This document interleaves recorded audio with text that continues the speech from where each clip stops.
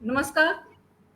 मैं विभा रानी श्रीवास्तव, लेख मंजूषा की अध्यक्ष, आप सभी का हार्दिक अभिनंदन और स्वागत करती हूँ स्वतंत्रता दिवस के 76वें वर्षगांठ में और 77वीं दिवस अमृत महोत्सव का अंतिम पड़ाव। आज हम उपस्थित हुए हैं भाषा विमर्श में। हमारे साथ वक्ता के रूप में जुड़े हैं इंदौर से डॉक्टर अर्पण जैन अविचल जी, पटना से जुड़ी हैं डॉक्टर उषा सिंह जी और दिल्ली से ही जुड़े हैं जयप्रकाश विलक्षण जी।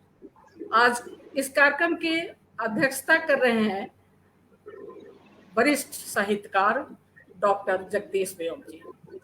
जगदीश व्योम जी के लिए, लेख मंजूषा के लिए कोई अपरिचित नाम नहीं, परिचित नाम सभी हैं। साहित्य जगत के सभी दिग्गज और भाषा पर सभी का पकड़। मैं एक बार सबका परिचय पढ़ दूं ताकि जो कमी रह भी गई हो तो लेख मंजूषा के सदस्य सब जान जाएंगे। और वह चूंकि हम लोग आभासी जगत से जुड़े हुए हैं तो इस लाइव प्रोग्राम को सारे लोग देख रहे हैं, जो लोग भी इससे जुड़ेंगे आगे। तो हम शुरू करते हैं अतिथि डॉक्टर उषा सिंह जी का परिचय देने के लिए। जन्म तिथि इनका 16 जुलाई है, आरा बिहार से ही है। शिक्षा है एमए पीएचडी। अध्यापन अनुभव है 33 वर्ष का। जेडी विमेंस कॉलेज पटना में सन 1990 से सन 2020 तक अध्यापन एवं सन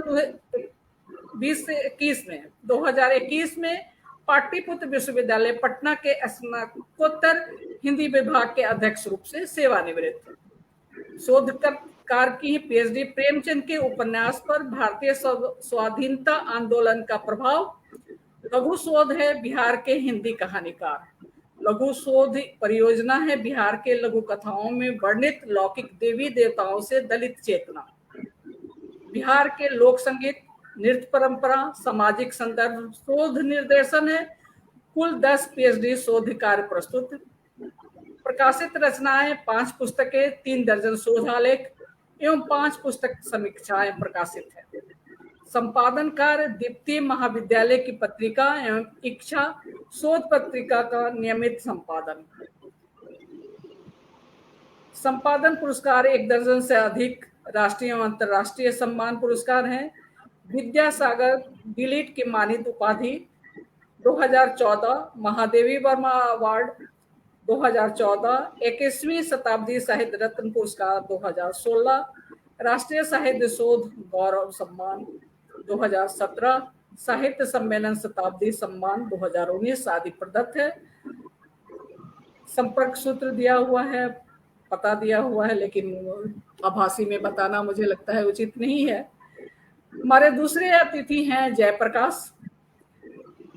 पूर्व नाम, साहित्यिक नाम है जयप्रकाश विलक्षण। जन्म तिथि 3/5/1974।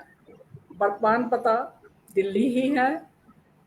विधा में पद और गद्य दोनों लिखते हैं। छायाचित्र। साहित्यिक उपलब्धियां हैं कवि, लेखक, आलोचक, चिंतक, समीक्षक, प्रूफ रीडर, मंच संचालक। अखिल भारतीय सर्वभाषा संस्कृति समन्वय समिति, authors guild of India, Vaibhav welfare society जैसी प्रसिद्ध संस्थाओं के तत्वाधान में आयोजित भारतवर्ष के अनेक साहित्यिक मंचों पर कविता पाठ तथा मंच संचालन। शिक्षा के क्षेत्र में भारत की आधिकारिक संस्था एनसीईआरटी के लिए बच्चों के ज्ञान संवर्धन हेतु बनाई जाने वाले रेडियो आलेखों के लिए 10 अधिक श्रुत आलेखों की रचना। प्रेरक कथाएं तथा बोधिसत्व से बुद्ध तक जातक कथाएं का संपादन लेखन। साझा संकलन में गजलों का प्रकाशन एवं एक कविता पुस्तक प्रकाशन हेतु तैयार है। देवनागरी लिपि की हिंदी वर्तनी के नवीनतम मानकों के अनुसार 20 से अधिक पुस्तकों की प्रूफ रीडिंग। सम्मान में टू मीडिया गौरव सम्मान, जन चेतना सम्मान, सर्वभाषा संस्कृति समन्वय समिति द्वारा, प्रशंसा पत्र गोवा साहित्य उत्सव में रचनात्मक अवदान हेतु गोवा के राज्यपाल महामहिम श्रीमती मृदुला सिन्हा द्वारा प्रशस्ति पत्र शिरडी साहित्य महोत्सव में रचनात्मक अवदान हेतु एहसास ए हिंद संस्था द्वारा गेस्ट ऑफ ऑनर के रूप में सम्मानित। वर्तमान अभियान save women from silent killers, Bharat की आधी आबादी अर्थात महिलाओं में बढ़ती जा रही अनेक खतरनाक स्वास्थ्य समस्याओं और गंभीर रोगों को रोकने हेतु विशेष अभियान। तीसरे वक्ता हैं डॉक्टर अर्पण जैन, अविचल मातृभाषा उन्नयन संस्थान के राष्ट्रीय अध्यक्ष, खबर हलचल न्यूज मातृभाषा.com एवं साहित्य ग्राम पत्रिका के संपादक,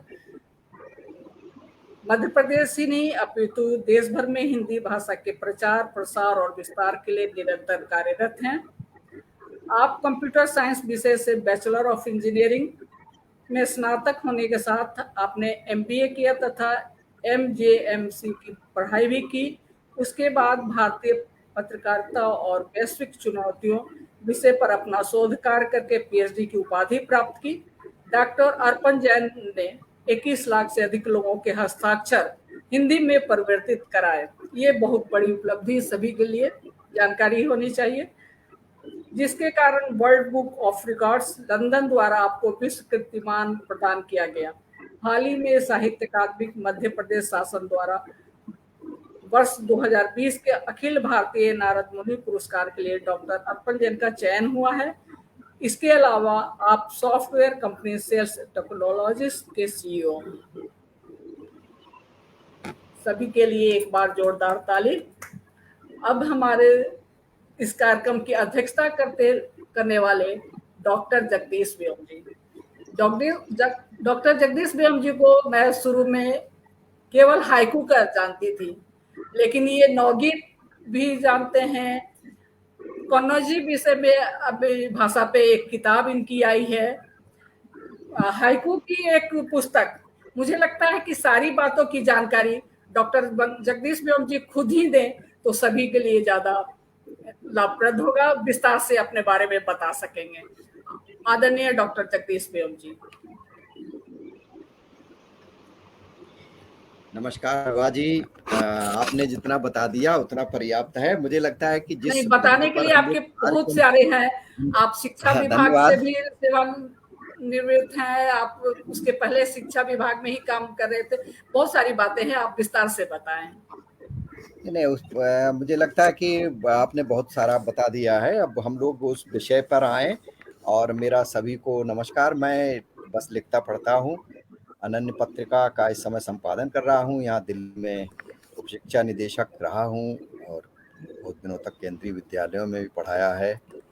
और शेष तो बस यही है, पढ़ना लिखना चलता रहता के लिए जो आपने हाइकू की पुस्तक, हाइकू कोश मेरा आया है, जो विश्व का सबसे बड़ा कोश है। और हाइकू अगर विभा जी तो लिखती ही हैं, मुझे नहीं पता कि आप लोग हाइकू से परिचित हैं कि नहीं हैं।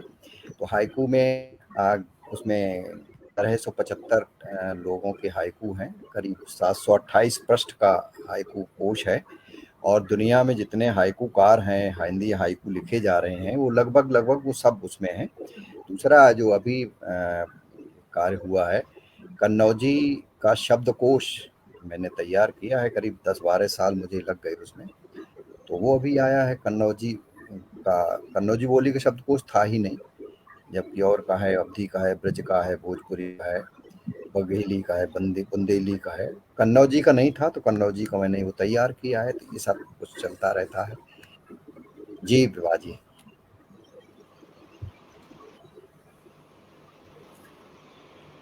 जैसा सर्वविदित है कि हम लोग आज भाषा पे बात करने के लिए यहाँ जमे हैं, तो सबसे पहला मैं सवाल शुरू करती हूँ। डॉक्टर अर्पण जैन अविचल जी, जो आपका सवाल था, एक बार विभा जी एक बार आप विषय को थोड़ा सा स्पष्ट कर दें कि आज क्या विषय पर हम लोग बात करने जा रहे हैं, और फिर उसके बाद ये शुरू करें। मुझे लगता है हम लोग आज मुख्यतः भाषा विमर्श के लिए जुटे हैं। भाषा में हम हिंदी भी ले सकते हैं, क्षेत्रीय भाषा भी ले सकते हैं, लेकिन मुख्यतः हिंदी पर ही हम बात करें तो ज्यादा अच्छा होगा, क्योंकि हम सब हिंदी भाषी ही यहाँ जुड़े हैं। तो उससे कुछ संबंधित मेरे पास प्रश्न है जिसे आप चारों से हमें उत्तर चाहिए। बहुत अच्छा एक्चुअली वो मुझे लग रहा था कि जो एआई पर बात करनी है, आर्टिफिशियल इंटेलिजेंस जैसा कुछ लिखा था। ठीक है, आप शुरू करें कि आप जो भी बात करें। ये नहीं, आप जिससे बात शुरू करना चाहते हैं वही से शुरू नहीं नहीं, आपका जो विषय है वही रखिए, उसी पर हम लोग बात करेंगे। कुछ न कुछ उसमें से ऐसी चीजें निकलेंगी जो कि सबके लाभदायक होंगी। जी पर एक प्रश्न हमें मिला था, आर्टिफिशियल इंटेलिजेंस, कृत्रिम बुद्धि, कंप्यूटर द्वारा नियंत्रित रोबोट या फिर मनुष्य की तरह बौद्धिक इंटेलिजेंस तरीके से सोचने वाला सॉफ्टवेयर, उससे हिंदी को कितना खतरा हो सकता है? डॉक्टर अर्पण जैन जी। सर्वप्रथम मंच का आभार। एक बहुत महत्वपूर्ण विषय है, क्योंकि इस समय जो दुनिया अपनी प्रगति की अट्टालिका तैयार कर रही है, उस प्रगति की अट्टालिका में आर्टिफिशियल इंटेलिजेंस या कहें मेटावर्स का जो बहुत बड़ा योगदान खड़ा हो रहा है। जब हम प्रगति करते हैं तो ये तय मानिए कि जो भी तकनीक हम लोग उपयोग करने जा रहे हैं, उस तकनीक के फायदे भी होते हैं तो साथ साथ में वो नुकसान भी लेकर आती है। जिस तरह मनुष्य का मैकेनिज्म बनाया गया, मनुष्यता का एक मैकेनिज्म बनाया गया, या कामकाज का एक मैकेनिज्म बनाया गया, तो कामकाज करने वाले लोगों को हटाकर मशीनों ने उनकी जगह ले ली। तो इस तरह जो मजदूर का काम था वो मशीनें करने लगी। अब जो लेखकों का काम है, जो पीछे साहित्य का काम है, भाषा के संदर्भ में, भाषा के आलोक में ही बात करूंगा, मैं उसके इर्द गिर्द ही रहूंगा। जो काम लेखकीय लोगों का होता था, जो बुद्धिजीवी लोगों का होता था, वो कृत्रिम बुद्धिमत्ता की तरफ बढ़ते जा रहा है। आज आप एक किसी फिल्म की स्टोरी लिखना चाहते हैं, एक फिल्म की पटकथा लिखना चाहते हैं, तो चैट जीपीटी पे या ओपन एआई पे आप लॉगिन करेंगे, उसके अंदर जाएंगे और आप उसमें अपना मजमुआ लिख देंगे तो खत लिखा हुआ मिल जाएगा। ये तकनीकी का फायदा भी है, पर इसका नुकसान ये देखिए कि अगर आपने उसकी बौद्धिकता को परिपक्व नहीं करा है, जो सॉफ्टवेयर तैयार हो रहे हैं, अब उनको बुद्धिजीवियों की भी आवश्यकता होगी, क्योंकि उनकी कृत्रिम बौद्धिकता निर्माण करने के लिए हमें जो बने बनाए बौद्धिक व्यक्तित्व हैं, जिनका चिंतन है अपना, जिनका मौलिक कार्य है, उनकी टेक्नोलॉजी को, उनके लिखे हुए को अपनी भाषा में, कंप्यूटर अपनी भाषा में डालने के लिए इंजीनियर्स के द्वारा फीड करवाया जाएगा, तैयार करवाया जाएगा। इस तरह आर्टिफिशियल इंटेलिजेंस भी जो काम कर रही है, उसके अगर हम बेस में जाएंगे, उसकी जड़ों में जाएंगे, तो वो किसी मनुष्य द्वारा निर्मित सॉफ्टवेयर के ही द्वारा परिणाम जनरेट करती है, किसी प्रोग्राम के द्वारा ही, कोड के द्वारा ही वो पूरा परिणाम जनरेट करती, परिणाम हमें देती है। तो जब वो परिणाम देने की स्थिति में होती है, तो परिणाम बनाने के लिए हमें उसकी जो कोडिंग करने वाला जो पीछे का बैक स्टेज जिसको बोलते हैं, नेपथ्य जिसे कहा जाता है, उस नेपथ्य में उस कोड को तैयार करने के लिए बुद्धिजीवियों की आवश्यकता होगी। दूसरा, इससे हिंदी को बहुत बड़ा खतरा इस समय ऐसे आ चुका है कि हिंदी में भी गुणवत्ता लगातार घटती जा रही है। जब आप आज का साहित्य पढ़ेंगे और आज से 20 साल पहले का साहित्य पढ़ेंगे, 2 या 3 दशक पहले का साहित्य पढ़ेंगे, तो आपको नजर आएगा कि आज का साहित्य जो है वो चलताऊ ज्यादा हो चुका है। गांभीर्य की कमी है, गंभीरता की कमी है, साथ साथ में भाषाई सौंदर्य खत्म होते जा रहा है। हम अंग्रेजी जन्य शब्दों का प्रयोग ज्यादा कर रहे हैं, हम अंग्रेजीदा होते जा रहे हैं। हिंदी के मूल शब्दों को, तत्सम शब्दों को छोड़ते हुए हम तद्भव शब्दों की तरफ बढ़ चुके हैं। कुछ इसे ऐसे भी मानेंगे कि हमें विस्तारवादी होना चाहिए, तो विस्तारवादी होने में कहीं कोई खतरा नहीं है, पर हमारी जड़ों को छोड़ के विस्तार कैसा?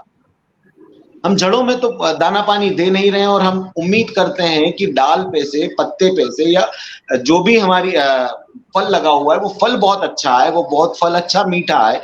कैसे संभव है? अगर जड़ों में ही मट्ठा डाला हुआ होगा तो ये कतई संभव नहीं है। तो हिंदी के लोगों को भी अपनी जड़ों को मजबूत करना पड़ेगा, जड़ों की तरफ लौटना पड़ेगा, तब जाके हम आर्टिफिशियल इंटेलिजेंस के सामने मुकाबला कर पाएंगे। अन्यथा जो फिल्मों में पहले गाने लिखने के लिए, गीत लिखने के लिए हम किसी गीतकार को बुलाया करते थे, फिल्म में भी जो रोजगार मिलता था, या हिंदी पढ़ाने के लिए भी हम किसी प्रोफेसर या प्राध्यापक को बुलाया करते थे, अब वो काम आर्टिफिशियल इंटेलिजेंस बहुत आसानी से घर बैठे कर रही है। उससे हमें लड़ने के लिए हमें अपने आप को सक्षम बनाना होगा, भाषाई रूप से समृद्ध बनाना होगा, साथ साथ हमें तकनीकी का ज्ञान भी अपना बढ़ाना होगा। अगर हम तकनीकी के साथ तालमेल बैठाने में असमर्थ रहे तो यकीन जानिए हम अपने ही अस्तित्व को खोता सा देखेंगे। हमारा अस्तित्व ही चैलेंज में आ चुका होगा, हमारा अस्तित्व ही जो वो खतरे में आ चुका होगा। जी आदरणीय।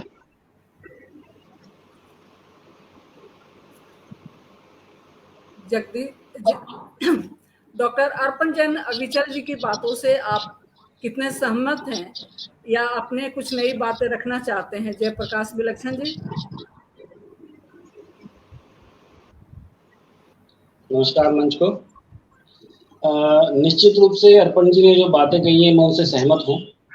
सबसे पहले तो अगर हम आर्टिफिशियल इंटेलिजेंस, कृत्रिम बुद्धिमत्ता की अगर बात करें तो हमें याद रखना होगा कि विज्ञान पर इस विषय में हमेशा से जो है प्रश्न उठता रहा है कि विज्ञान जो है वो मानवता के लिए, प्रकृति के लिए वरदान है या अभिशाप है।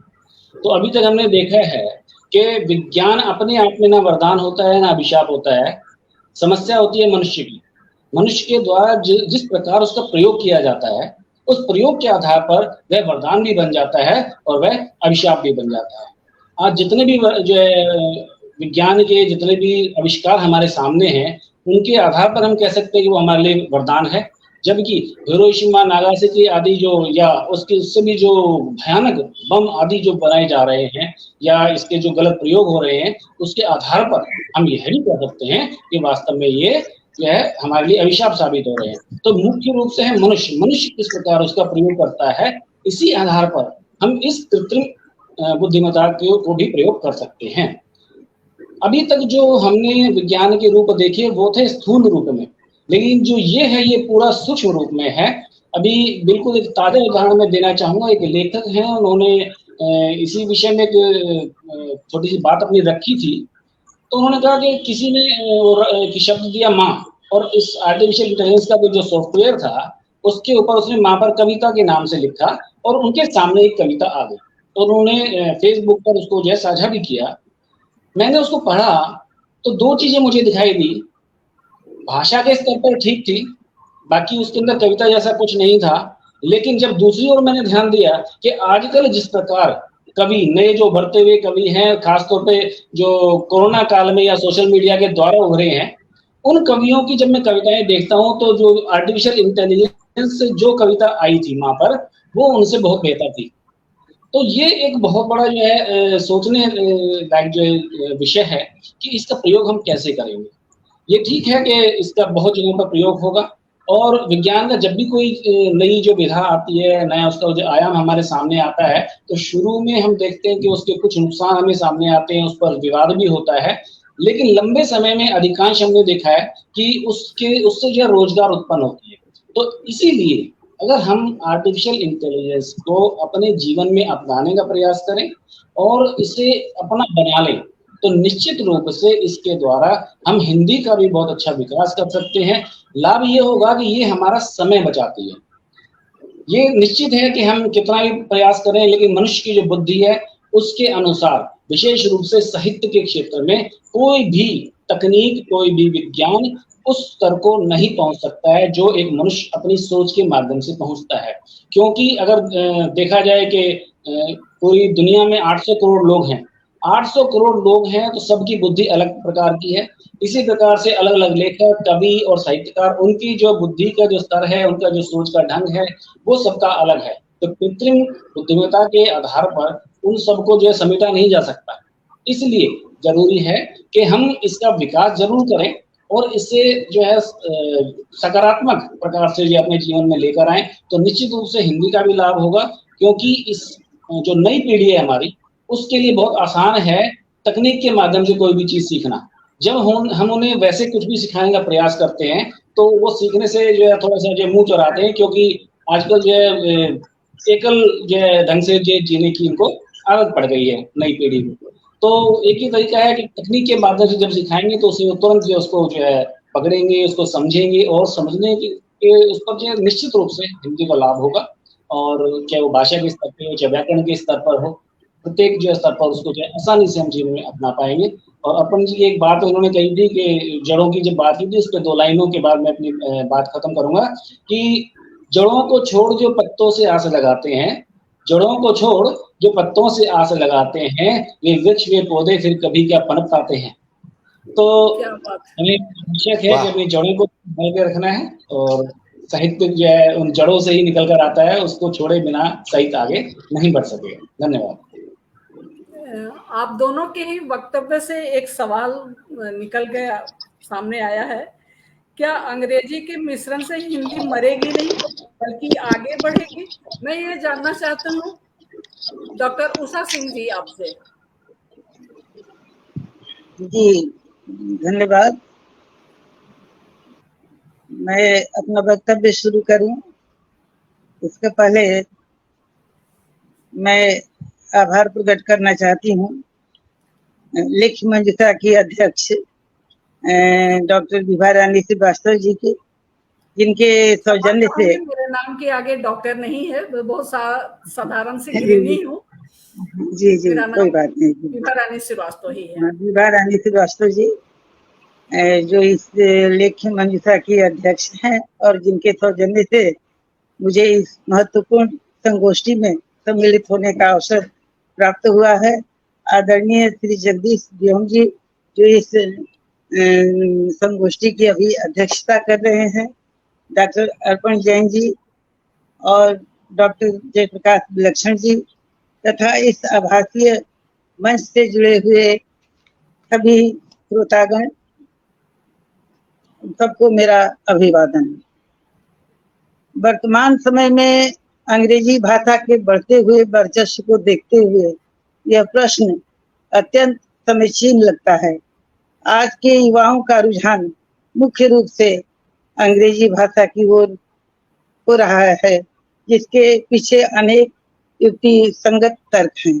रोजगार के अनेक अवसर और न मिलने की निश्चिंतता उनके मन में इस हद तक हावी है कि अंग्रेजी की तरफ उनका उन्मुख होना स्वाभाविक सा लगता है। लेकिन अंग्रेजी के प्रयोग की आज हालत ये है कि आज हम हिंदी भाषा में भी अगर कुछ लिख रहे हैं तो एक सेंटेंस भी, एक वाक्य भी पूरा करने के लिए हम लोग अंग्रेजी शब्दों का इस्तेमाल करते हैं और कहते क्या है कि ये अंग्रेजी हिंदी बहुत कठिन है, इसके जो शब्द हैं इसको हम लोग पकड़ नहीं पा रहे हैं। लेकिन अगर शब्दों को समानांतर रख के देखिए तो मुझे तो ऐसा लगता है कि हिंदी के जो शब्द हैं वे ज्यादा आसान हैं। मशीन हम लोग लिखते हैं, यंत्र क्यों नहीं लिखते हैं? ऑफिस लिखते हैं, कार्यालय क्यों नहीं लिखते हैं? ऐसे अनेक शब्द हैं जो बहुत ही सर्वग्राह्य हैं, जिनको बहुत बढ़िया से हम लोग उच्चारित कर सकते हैं और बोल सकते हैं रोजमर्रा के दिनों में। लेकिन बोलने से लेकर लिखने तक में आज एक नई तरह की हिंदी लिखी जा रही है जिसे इंग्लिश की संज्ञा दी जा रही है। ये बहुत ही खतरनाक स्थिति है। भाषा का मिश्रण होना या अन्य भाषा को जानना या बोलना, इससे हमें परहेज नहीं है। लेकिन जब अपने आप पर खतरा उत्पन्न हो जाए तो हमारा ध्यान आकर्षित होता है और इसमें सबसे ज्यादा योगदान वैसे अभिजात वर्ग का है, जो इंग्लिश के, जिनकी मानसिकता इंग्लिश की गुलाम है, जो अपने बच्चों को इंग्लिश मीडियम में ही भेजना पसंद करते हैं। हिंदी की वो कितनी भी तारीफ कर ले तो बहुत सारी बातें हैं। आज मीडिया भी जिस तरह की भाषा परोस रही है उससे भी हिंदी एक बेमेल हिंदी सामने देखने को मिल रही है और इसमें दिन पर दिन बढ़ोतरी ही हो रही है। ऐसा नहीं है कि कहीं कुछ लगता है कि कुछ दिनों में हम लोग हिंदी के कुछ शब्द इस्तेमाल करेंगे वाक्य में और पूरा का पूरा अंग्रेजी के ही शब्द होंगे। अगर ध्यानपूर्वक देखा जाए तो आज हमारी फिल्में भी हिंदी का एक विस्तृत रूप का प्रचार प्रसार कर रही हैं, क्योंकि सबसे ज्यादा आम जनता हिंदी भाषा सीखती है फिल्मों से, मीडिया से और अखबारों से। तो वहां तो फिर भाषा की एक रुकता जरूरी है और इससे हिंदी को खतरा है। ये बात अलग है कि इन खतरों के बावजूद भी हमारी हिंदी आगे बढ़ रही है, उसका प्रचार प्रसार हो रहा है। विदेशों में भी उसको बोलने वाले की संख्या में दिन पर दिन बढ़ोतरी हो रही है। देश में भी पहले की अपेक्षा अधिक लोग आज हिंदी भाषा का प्रयोग कर रहे हैं। एक सरकारी सर्वेक्षण के अनुसार आज 44% ऐसे लोग हैं जो जिनकी मातृभाषा हिंदी है। तो हिंदी मरेगी ये बात बहुत नहीं ऐसा लग रहा है, लेकिन हम लोग चाहें तो हिंदी का प्रचार प्रसार और कर सकते हैं। उसके भाषा पर, उस बोली पर ध्यान दें तो हिंदी का विकास होगा। जो अशुद्ध हिंदी बोली जा रही है, अब मिश्रित हिंदी बोली जा रही है, उसमें कमी आएगी। इसको रोका जा सकता है और हिंदी का प्रभाव अब घटने वाला नहीं है। बहुराष्ट्रीय कंपनियां आ रही, उनकी अनिवार्यता है कि अपने कर्मचारियों को हिंदी सिखाएं, क्योंकि भारतवर्ष सबसे बड़ा व्यापार स्थल है उनके लिए। चीन जैसे देशों में करीब भारी तादाद में अपने लोगों को हिंदी का शिक्षण दिया जा रहा है। तो ये हम उम्मीद करें कि हिंदी मर जाएगी, ऐसा तो नहीं है, लेकिन हिंदी का विकृत रूप न हो, भाषा हमारी शुद्ध रहे। यहाँ तक कि आज देखा जा रहा है कि जब इंटरनेट पर हम हिंदी में लिख सकते हैं, अपने ब्लॉग हिंदी में लिख सकते हैं, लेकिन हिंदी भाषा को देवनागरी की जगह हम रोमन में लिखते हैं। तो ये हिंदी भाषी लोगों को इन सब चीजों पर ध्यान देना होगा। हमें आज सजग होना होगा कि हिंदी का रूप इस तरह का से विकृत न किया जाए, उसे इतना, उसके साथ इतना ही छेड़छाड़ नहीं हो। तो भाषा किसी भी भाषी के लिए अस्मिता का प्रश्न होता है और अस्मिता कभी मरती नहीं है। तो भाषा मरेगी नहीं, लेकिन उसके रूप का परिष्कार हो, परिमार्जन हो, इसके लिए तो हमें सजग रहना ही पड़ेगा। मैं इस विषय पर यही कहना चाहती हूँ। बहुत बहुत धन्यवाद आपका। अब तक तीनों वक्तव्य पे आदरणीय जगदीश बेऊन जी से हम विचार लेते हैं।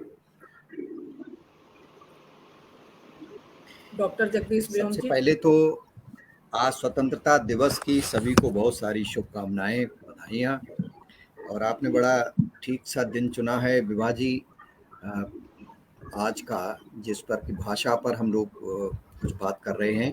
बीच में थोड़ा सा कनेक्शन गड़बड़ था, तो उषा जी की बात कट कट करके सुन पाया। तो हमारे तीनों जो विद्वान वक्ता हैं, बहुत अच्छी बात विलक्षण जी ने शुरू की थी। आप कंप्यूटर साइंस के हैं और जयप्रकाश जी ने जो बात की थी, तो सबको मिला करके यही है कि भाषा की चिंता है। जो ये कृत्रिम बुद्धि का बात चल रही है, बहुत सारी इस पर चर्चा शुरू हो गई है कि इसका क्या होगा, इसकी हानि होगी, किसका लाभ होगा।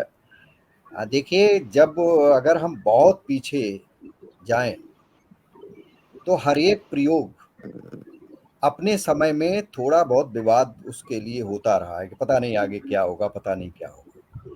और अपने समय के अनुरूप जो भी आविष्कार होते हैं वो बहुत बड़े आविष्कार होते हैं। जब मनुष्य ने सबसे पहले एक पहिया बनाया होगा, तो वो आज के समय में हमें लगता है कि तो बहुत सारी एक बिल्कुल छोटी सी चीज है, लेकिन वो उस समय के लिए बहुत बड़ा एक मतलब महाक्रांति रही होगी।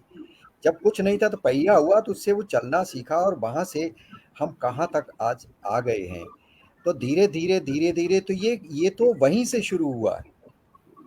मुझे तो लगता है कि यही वो कृत्रिम बुद्धि वहां भी है, तो उसी से तो हम आगे चल कर के यहाँ तक आए हैं। आज हम जो ये बात कर रहे हैं कि विभा जी पटना में बैठी हैं, इंदौर में बैठे हैं, आप दिल्ली में हैं, आप बिहार में, आप पटना में, हम यहाँ बात कर रहे हैं, तो ये इसी का तो ये प्रदेय है कि जिसकी वजह से हम यहाँ इस पर बैठ करके बात कर रहे हैं। देखिए, ये जो ये प्रगति रुकनी नहीं है। अभी ये जो अभी कृत्रिम बुद्धि है, आर्टिफिशियल इंटेलिजेंस है, अभी अब हमने उसको पकड़ पाया है, अभी तो और कहीं तक जाएंगे।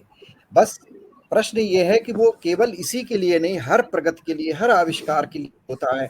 जब अणु और परमाणु की जब संरचना हुई, जब उसको खोजा गया, तब इससे ज्यादा उस पर घातक जिम्मेदारी का और उस पर प्रश्न चिन्ह था। तो प्रश्न ये है कि वो प्रश्न जो उठा हुआ था वो तब भी था, आज भी है, आगे भी रहेगा, कि इसके ऊपर जो एक तो नियंत्रक शक्ति है वो हमारी पूरी विश्व की मानवता को उसको बना के रखना होगा। दूसरा जो नैतिकता है उसको भी हमें देखना पड़ेगा। जो सामाजिक मूल्य हैं, नैतिक मूल्य हैं, उन्हें भी बराबर हमें रखना पड़ेगा। लेकिन उन्हीं में कहीं न कहीं क्षरण होता है। एक देश दूसरे देश पर केवल इसलिए करता है कि ये मुझसे आगे न निकल जाए, इसलिए हम इसकी जो बनी बनाई हजारों वर्ष की जो सभ्यता है उसको हम एक बम मार करके हम उसको नष्ट भ्रष्ट कर दें। तो यहाँ पर मशीन का दोष नहीं है, व्यक्ति की जो नैतिकता है वो बाधित हुई है, उसमें गड़बड़ है। तो ये सारी चीजें हैं, इतनी आसान भी नहीं है। लेकिन खुश होने की बात इसलिए है कि इन सब के बीच में कुछ कुछ प्रगति होती रहती है। आज देखिए भाषा को लेकर के जो आपने बात कही थी विलक्षण जी ने, कि हम तत्सम शब्दों का प्रयोग करते हैं। भाषा की बात है तो मुझे लगता है कि उसी पर हम सामान्य बात करें कि तत्सम शब्दों की ओर हम बढ़ रहे हैं, तद्भव का हम छोड़ रहे हैं। देखिए बात तत्सम या तद्भव की नहीं है, क्योंकि तत्सम तो तद्भव से ही तो निकला है। हम अगर और पीछे जाएं तो हमारी जड़ें हैं कहाँ? हमारी जड़ें तत्सम में नहीं है, हमारी जड़ें तो लोक बोलियों में हैं, हमारी जड़ें बोलियों में हैं। जो गांव में भाषा बोली जाती है, जो बोली है, जो भाषा नहीं है, जिसका व्याकरण नहीं है, वहां से हम उठ करके यहाँ तक आए हैं। रही बात ये कि बोलचाल में अंग्रेजी के शब्दों का प्रयोग होता है, ये बात सही है, और ये हमारी विवशता नहीं है, हमारी मजबूरी नहीं है, ये हमारी नीयत है। हमें लगता है कि हम दो तीन वाक्य बोलेंगे, उसमें अगर हम 2-4 शब्द अंग्रेजी की डाल देंगे तो फिर हमारा प्रभाव कुछ अलग हो जाएगा। तो ये जो अंग्रेजियत है, अंग्रेजीपन है, ये हमारी नस नस में भर गया है। आज आप किसी परिवार में देखिए जहाँ पढ़े लिखे हैं, बैठ करके वो चाहे जितनी बात करें, लेकिन उनकी जो छोटा बच्चा होगा वो कहेंगे, वो अंग्रेजी के शब्द 2-4 अगर बोलता है तो बड़े खुश होते हैं, जबकि ऐसा नहीं है। आप मैं इस समय मैं अनन्य पत्रिका का संपादन कर रहा हूँ भारतीय दूतावास मॉरिशस से, और वो पत्रिका और अनन्य करीब 14 देशों से और निकल रही है, जो केन्या है, सिंगापुर है, चीन है, जापान है, जर्मनी है। तो इन देशों में जो लोग रह रहे हैं बड़े खुश होकर के उनको पढ़ रहे हैं, हिंदी की बात कर रहे हैं। लेकिन हिंदी ये तो नहीं है कि हिंदी मर जाए, हिंदी मरने का तो प्रश्न ही नहीं उठता। कोई भाषा ऐसे नहीं मरती, भाषा वही मरती है जो भाषा का बोलचाल में कम प्रचलन होता है। अब रही बात कि लोग शब्दों का प्रयोग करते हैं, तो शब्दों का प्रयोग भी अगर करते रहें तो भी अगर क्रियापद उसमें हिंदी के हैं तो उसमें बहुत ज़्यादा घबराने की ज़रूरत नहीं है। हम उसको इतना शुद्धता के ऊपर भी न लग जाए कि जो नए युवा पीढ़ी है वो बोलने से ही कतराने लगे, वो भाग जाए, वो कहे अच्छा छोड़ो इसको हम नहीं करें। तो हमें शुद्धता, जैसे अति शुद्धता भी मुझे लगता है कि घातक होती है। अगर स्टेशन चल रहा है तो स्टेशन में क्या दिक्कत है? अब हम स्टेशन की जगह कोई और शब्द ढूंढे कि नहीं। इसी तरह से हमने जो अनुवाद की और राजभाषा के विशेष रूप से जो अनुवादक बैठे हुए, राजभाषा अधिकारी बैठे हुए हैं, वहां तो उनके अनुवाद अगर आप देख लें तो 80-85% ऐसे अनुवाद होते हैं कि उनको देख के आप सर पीट लेंगे। कुछ मतलब ही नहीं होता उसका। होता क्या है कि उन्होंने डिक्शनरी उठाई और उससे कोई शब्द मिला करके दे दिया। इतने कठिन शब्द होते हैं क्योंकि वो बोली से नहीं जुड़े होते, उनको शब्द की उत्पत्ति व्युत्पत्ति के बारे में जानकारी की जरूरत नहीं होती है, जो भी उठाया दे दिया। तमाम ऐसे शब्द हैं कि जो हमारे हिंदी से नहीं है, बाहर की भाषा से आए हैं। अब जरूरी क्या है कि हम उनका हिंदीकरण करें ही करें, हम उनको उसी रूप में अपनाएं तो क्या दिक्कत है? कौन सी ऐसी जीवित भाषा है जो दूसरी भाषा के शब्दों को नहीं अपनाती है? हाँ, उसमें जो क्रियापद हैं, जो उसके प्रसर्ग चिन्ह हैं, उसकी जो प्रवृत्ति है, वो भाषा की पहचान दिलाती है। और रही बात की भाषा की के प्रति हमें सचेत भी रहना चाहिए, और हमें उसके जो शब्दों के प्रयोग हैं, अब एक बहुत छोटा सा उदाहरण, क्योंकि ये इतना बड़ा विभाजित विषय है, इस पर क्या कहा जाए। एक छोटा सा विषय है कि हम हिंदी की अशुद्धियों पर कभी ध्यान नहीं देते। उदाहरण के लिए, आप जिस जगह रहते हो, आप बाजार में निकल जाइए, आपको जो दुकानों पर जो पोस्टर और बैनर लगे मिलेंगे, अगर आप 10 बैनर देखें तो उसमें 9 बैनर में आपको 4-6 गलतियां मिलेंगी। तो इसको कौन करेगा? अब हम ये कहें कि सरकार तो हमारी कुछ करती नहीं, अब सरकार थोड़ी आएगी पढ़ने, सरकार कहीं कुछ नहीं करती। हमने क्या किया? हमने कुछ नहीं किया। अगर हम अपने आसपास की क्षेत्र में अगर हम 2 बैनर ठीक करवा दें तो समझ लीजिए हमने हिंदी के लिए कोई बड़ा काम कर दिया। नहीं कर रहे, हमने नहीं किया। वारान्यकोप जी जब यहाँ भारत में आए तो उन्होंने एक लेख लिखा था, आजकल में छपा था, रूस के। उन्होंने लिखा था कि मैंने जितने बैनर देखे उसमें 10 में से कम 9 में गलतियां थी, और मुझे बड़ा आश्चर्य होता है कि यहाँ कोई कुछ कहता ही नहीं। अंग्रेजी में अगर एक शब्द आप उसकी स्पेलिंग गलत कहीं लिख दें तो लोग आपके पीछे पड़ जाएंगे, अरे अंग्रेजी का ये शब्द नहीं आता, इसकी स्पेलिंग गलत हो रही है। तो इन चीज़ों की ओर हमें ध्यान देना होगा। देखिए, कंप्यूटर में मेरा अनुभव रहा है कि मैंने 2000 से मैं कंप्यूटर चला रहा हूँ, इंटरनेट चला रहा हूँ, और इसमें इतनी दरिद्रता थी, हमारे पास फ़ॉन्ट ही नहीं था, है ना। सरकार ने करोड़ों रुपया इस पर खर्च कर दिया, लेकिन केवल सफ़ेद हाथियों को खिलाने के लिए कर दिया, कुछ नहीं किया उस समय। हम लोगों ने 5-6 लोग थे, हम पूरी दुनिया भर में जो हिंदी में काम किया करते थे नेट पर, दो या तीन, 2 भारत में थे और 4-5 बाहर के देशों में थे। तो सुशा फ़ॉन्ट में हम लोग काम किया करते थे। अब तो इतना अच्छा है कि अब यूनिकोड फ़ॉन्ट जब से बना है उसके बाद निरंतर उसमें प्रगति हो रही है। अब जो AI आया है ना, जो GPT CPT जिसकी हम बात कर रहे हैं, इसमें तो अब आप हिंदी में आप उसे लिख दीजिए कि हिंदी में इस पे निबंध लिखिए तो वो हिंदी में लिख देगा। गूगल आपका ट्रांसलेशन करके दे देगा। उसके लिए अब इसके पीछे की जो पृष्ठभूमि है उसमें भी हमें, जो हिंदी वाले हैं, जो समझदार हैं, उन्हें वहां भी देखना पड़ेगा कि हिंदी में अगर मशीन के पास में शब्दकोश नहीं है, शब्दावली नहीं है, तो वो अनुवाद नहीं कर सकता। और जब ये बहुत से करीब 10-12 साल पहले गूगल ने एक सर्वे करा के किया था, तो मैंने भी कम से 50-60 हजार शब्द मैंने ही टाइप करके उनको यूनिकोड में दिए थे, और अभी भी वहां बड़ी कमी है। तो जब तक इस तरह के कुछ विशेष कार्य हम लोग अगर हिंदी के लिए कुछ करना चाहते हैं, कि हम ये तो बहुत कहते हैं हिंदी में बहुत सारी कमियां हैं, बहुत सारी कमियां हैं, हम करते कितना है इस पर भी हमें ध्यान देना होगा। हिंदी की पुस्तकों को अगर आप देखें, ये भी हम बहुत कहते हैं कि हिंदी के पाठक कम हैं, हिंदी में पढ़ते नहीं हैं।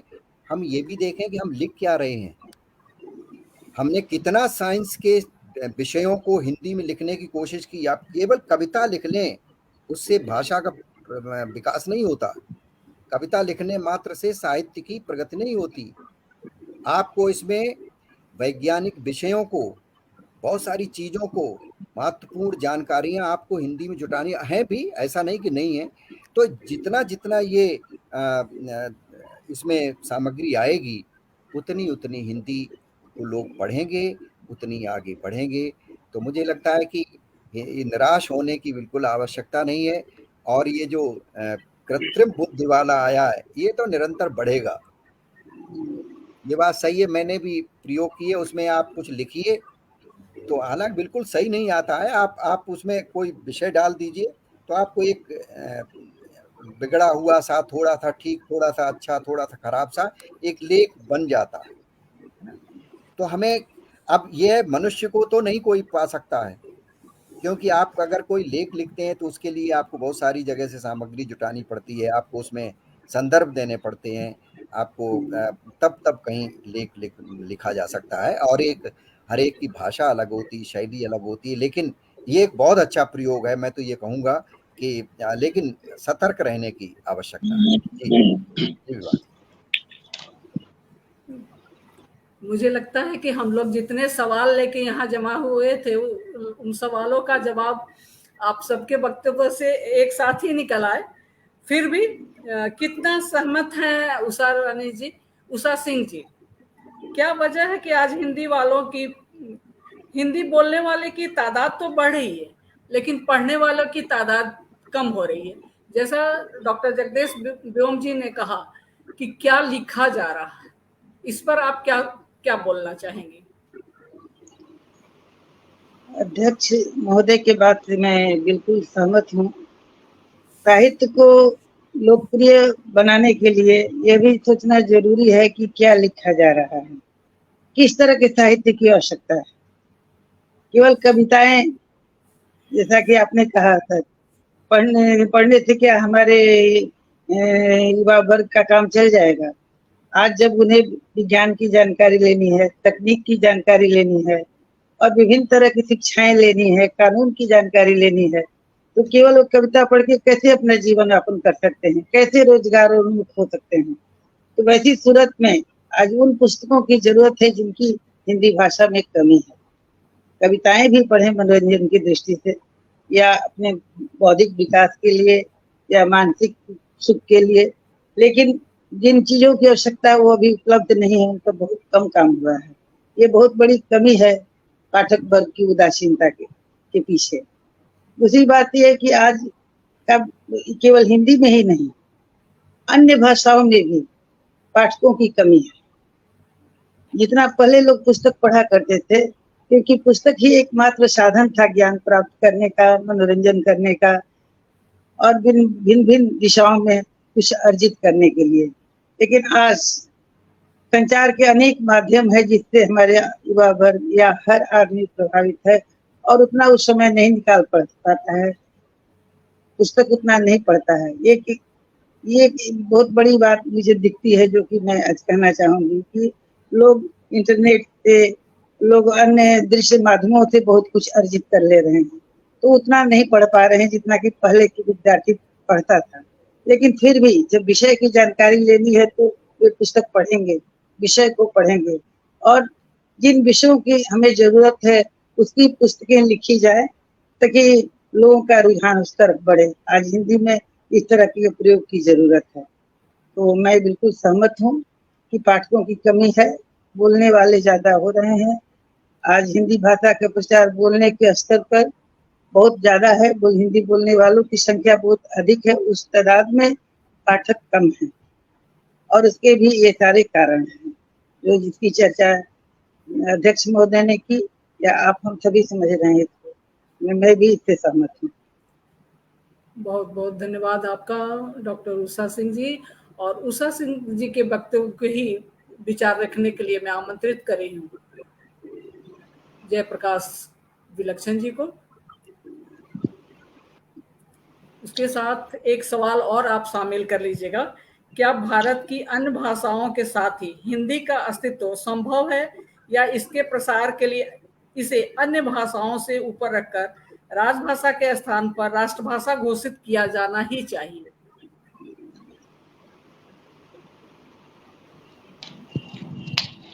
बहुत बढ़िया। दो विषय हैं, पाठक कम क्यों है और राष्ट्रभाषा की बात। सबसे पहले तो पाठकों की हम बात करते हैं तो यह तो एक सत्य है, तो जो है बिल्कुल भी मुंह नहीं मोड़ा जा सकता है कि अगर आज से, हमारी तो आयु इतनी नहीं है, पर हमने जो अपने बुजुर्गों से सुना है, बुजुर्ग साहित्यकारों से, और पुराने जो हमने जो कवि सम्मेलन या इस तरह की जो चीजें देखी हैं, कि अगर 10 कवि किसी मंच पर हैं और तो सुनने वाले 100, 200, 1000 हुआ करते थे। आजकल यह स्थिति है कवि सम्मेलनों की कि 2 घंटे का कार्यक्रम है और कवि जो है 40 हैं और श्रोता जो हैं 35 हैं, क्योंकि उनमें 5 वो होते हैं जो सुना के बीच में चले जाने वाले होते हैं। ये हालात हैं। वो बुरा सा शब्द है गठबंधन, जो यहाँ पे गुटबंधन की तरह बन गया है कि एक संस्था दूसरी संस्था को बुलाएगी, वहां से 2-3 लोगों को बुलाएगी, वो उनको बुलाएंगे और आपस में इनका ये गठजोड़ सा बन जाता है। कुल मिला के कविता का कोई लाभ नहीं होता, साहित्य का कोई लाभ नहीं होता, कोई विचार विमर्श तो होता ही नहीं है। क्या लिखा है, क्या लिखा है, इस विषय पे कोई बात नहीं होती है। और हालात ये हैं कि अगर किसी की कविता में कोई कमी बता दी गई अपना समझकर, तो अगले दिन से वो अपना अपना नहीं रहता।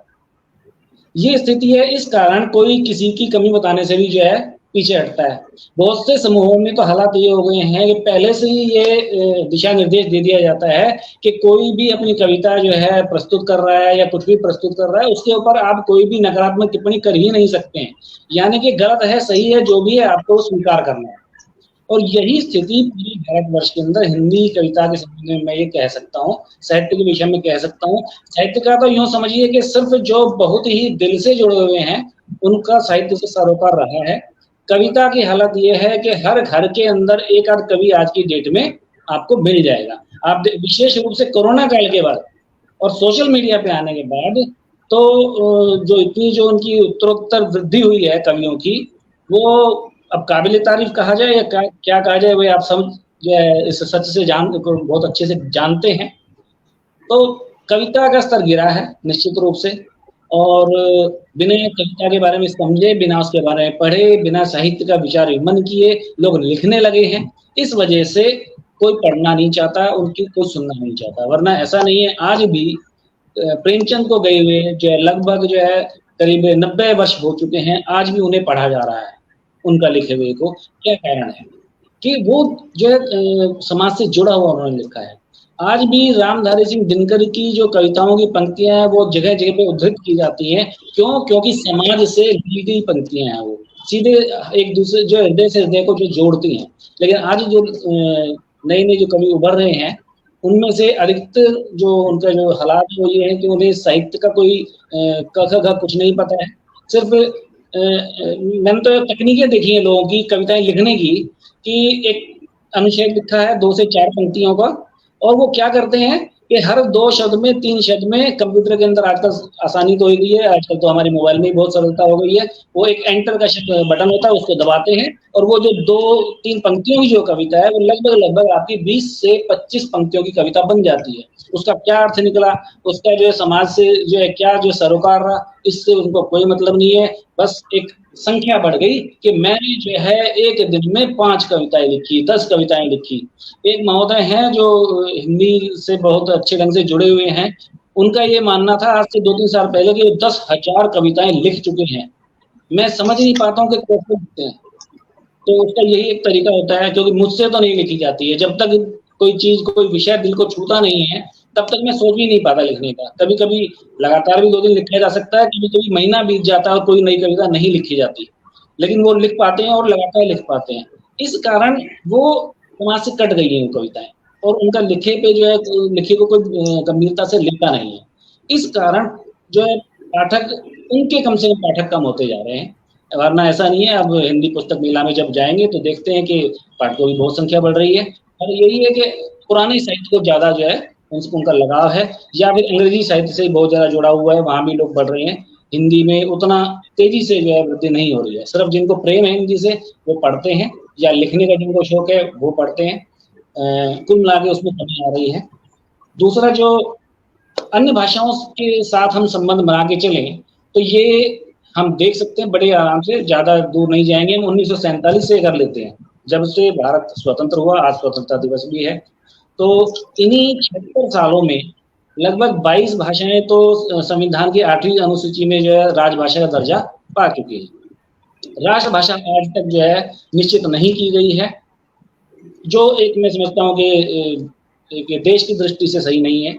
एक राष्ट्रभाषा अवश्य होनी चाहिए, क्योंकि हिंदी भारत में सबसे अधिक बोली जाती है, तो इसे विशेष रूप से राष्ट्रभाषा का दर्जा अगर दिया जाए राजभाषा के साथ साथ तो और अच्छा रहेगा, क्योंकि राज्य का आश्रय तो बहुत जरूरी है किसी भी भाषा के लिए। पूरी दुनिया के अंदर जो है प्रत्येक देश की एक जो राष्ट्रभाषा अवश्य होती है, तो ये जरूरी है कि हिंदी को जो राष्ट्रभाषा घोषित किया जाए। लेकिन साथ ही ये देखने वाली बात है कि अन्य जो भाषाएं हैं अलग अलग क्षेत्र के अंदर वो अपने साहित्य में रचा जा रहा है, उनमें जो है बातचीत चल रही है, उन कार्य व्यापार सब हो रहा है, तो उनको भी साथ लेके हम चल सकते हैं, क्योंकि एक परिवार है ये पूरा हमारा भारतीय, जिसके अंदर हिंदी भाषा के साथ साथ लगता है कि नेट में व्यवधान आ रहा है। तो मेरी आवाज पहुंच रही है ना अब तक? हाँ, आवाज आ रही है आपकी। से ये नेट में कुछ व्यवधान आ रहा है जिससे मैं खुद को ही नहीं देख पा रहा हूँ, तो लगता है शायद दूसरे भी नहीं सुन पा रहे होंगे। तो क्योंकि ये एक परिवार है, भारतीय परिवार है हमारा, जिसके अंदर जो है अनेक जो है हमारी यहाँ भाषाएं हैं, अनेक बोलियां हैं, उन सबको साथ लेके हिंदी बड़े ही आराम से चल सकती है, एक बड़ी बहन की भांति। और इसी वजह से, क्योंकि सबसे अधिक बोली जाती है, तो सबसे बड़ी बहन हमारी हिंदी है ही, और बड़े आराम से सभी भाषाओं को साथ लेके जा सकती है। और इसी वजह से हिंदी में अनेक अन्य भाषाओं के जो शब्द भी हम जो है सम्मिलित हो रहे हैं, और इससे भाषा हमारी समृद्धि होगी, इसमें कभी कोई समस्या नहीं आएगी। तो इसलिए कोई इसमें दिक्कत वाली बात नहीं है, बड़े आराम से जैसे लिया जा सकता है। हाँ, ये निश्चित है कि राजभाषा के साथ साथ इसे राष्ट्रभाषा का दर्जा भी दिया जाना चाहिए, ताकि ये निश्चित हो सके, और जो इसके मानकीकरण पे जो बात चल रही है, जो काम चल रहा है, वो लोगों तक और अच्छे ढंग से पहुंच सके। बस समस्या ये है कि राष्ट्रभाषा के नाम से कुछ विशेष क्षेत्र के लोगों को दिक्कत होती है, तो उसके बिना कुछ समय तक इसे और जाना चाहिए, उनमें जो है और हिंदी के प्रति जो है और प्रचार प्रसार करना चाहिए। और आज की जो समय की स्थिति है, हम देख सकते हैं पूरे भारत में लगभग बिल्कुल जो दक्षिण भारत का जो सिरा है, वहां तक भी हिंदी बोली शायद ना भी जा पा रही है, पर समझी जा पा रही है। तो ये हिंदी की जो प्रसार और प्रचार की जो है अपने आप में सफलता है, और बहुत आसानी से हम लोग जो है अन्य भाषाओं को लेके साथ चल सकते हैं, इसमें कोई समस्या नहीं है। धन्यवाद। चलिए, आपने तो बहुत विस्तार से बताया, इसलिए आपके लिए बहुत बहुत धन्यवाद आपका। लेकिन इसी बात पे हम एक मोहर लगाने के लिए डॉक्टर अर्पण जैन अविचल जी को आमंत्रित करते हैं कि आप क्या इसकी बात वक्तव्य से सहमत हैं?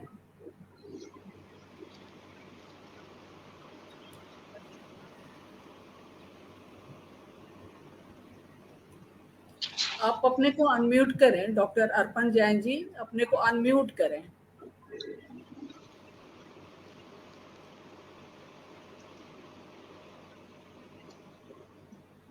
अभी अनम्यूट नहीं है अर्पण जी, अभी अनम्यूट करिए अपने को, अभी म्यूट है। हेलो, हाँ, अब आवाज आ रही है? अब बोले। हिंदी का अस्तित्व जो है भारत की तमाम सारी भाषाओं के साथ साथ बढ़ता है, साथ साथ प्रगति करता है, क्योंकि हिंदी प्राकृत, पाली, संस्कृत, तमाम सारी दक्षिण भारतीय भाषाओं के मिश्रण से ही बनी। किंतु इस राष्ट्र में जब 57.63% आबादी अपनी जनगणना में अपनी भाषा प्रथम भाषा के तौर पर हिंदी को स्वीकार करती, वहीं महज 2 से 3% आबादी अंग्रेजी को स्वीकार करती है, तो उसे फिर ऑफिशियल लैंग्वेज या कहें राजभाषा के रूप में केवल अंग्रेजी के साथ क्यों स्थान साझा करना है? हिंदी का अपना अस्तित्व होना चाहिए, एक राष्ट्रभाषा कानून होना चाहिए जो हिंदी के सम्मान के साथ साथ उसके प्रचार के लिए भी कार्य करता रहे। क्योंकि जब संविधान का निर्माण हो रहा था, मैं 1919 की बात करता हूं, जब महात्मा गांधी ने यह घोषणा की थी कि हिंदी को भारत की राष्ट्रभाषा होना चाहिए, और इसे राष्ट्रभाषा बनाने का बिगुल जो है, राष्ट्रभाषा बनाने के लिए जो आंदोलन है, वो इसी इंदौर की धरती से आरंभ हुआ था। महात्मा गांधी ने यहीं से इस आंदोलन को शुरुआत की थी, नेतृत्व दिया था, और उसके बाद पूरे देश भर में हिंदी का प्रचार हुआ। अब दूसरा मुख्य कारण बताता हूं कि हिंदी आखिर क्यों राष्ट्रभाषा होनी चाहिए। आज पूरे भारत में संपर्क भाषा के तौर पर यदि कोई भाषा एकमात्र स्थापित है तो वो हिंदी है, जो भारत के 36 ही राज्य में, मतलब जिसमें 29 राज्य और 7 केंद्र शासित प्रदेश शामिल हैं, उन सब में बोली, सुनी, समझी और लिखी भी जाती है। तो इस समय हमें एक ऐसी भाषा की आवश्यकता है जो सभी राज्यों में आपस में तालमेल भी स्थापित कर दे, संपर्क भी स्थापित कर दे, तो वो काम केवल हिंदी कर सकती है। तीसरे कारण पे हम जाते हैं कि जब कोई भी भाषा अगर बाजार से जुड़ती है तभी वो प्रगति प्राप्त कर सकती है, और बाजार ही भाषा की दिशा और दशा तय करता है। जिस तरह संस्कृत हमारी पांडित्य की भाषा हुआ करती थी, भारत का अभिमान हुआ करती थी, किंतु उसे बाजार नहीं मिला, समुचित विकास नहीं हो पाया, तो आज संस्कृत जो है वो लुप्तप्राय भाषा के तौर पे हमारे सामने उपस्थित। मैं बात करूं मगही, अंगिका या अन्य भाषाओं की या बोलियों की, भोजपुरी की बात करूं, गुजराती की बात करूं, मराठी की बात करूं, तमिल, तेलुगु, मलयाली, कन्नड़ी, कश्मीरी, पहाड़ी, डोंगरी आदि भाषाओं की बात करूं, तो ये सारी भाषाएं 10% के अंदर हैं। आज भी इनकी जनगणना के आधार पर अगर हम इनकी संख्या देखेंगे तो वो भारत की कुल जनसंख्या का 10% भूभाग को भी कवर नहीं कर पा रही, भूभाग को भी सम्मिलित नहीं कर पा रही है। तो इन सब को आपस में जोड़ने के लिए, इन सब भाषाओं को आपस में एक रूपता के साथ, एकजुटता के साथ लाने के लिए हिंदी का जो कार्य है वो नेतृत्वकर्ता के तौर पर है। संपर्क भाषा इसीलिए हमारी हिंदी होगी। और जब हिंदी संपर्क भाषा है, जब हिंदी बाजार मूलक भाषा है, जब हिंदी समाज पर जनसंख्या के आधार पर भी अपना अधिकार रख रही है, तो हिंदी को निश्चित तौर पर राष्ट्रभाषा होना चाहिए। उसके लिए एक भारत के संविधान में भी कानून बनना चाहिए जो राष्ट्रभाषा कानून हो।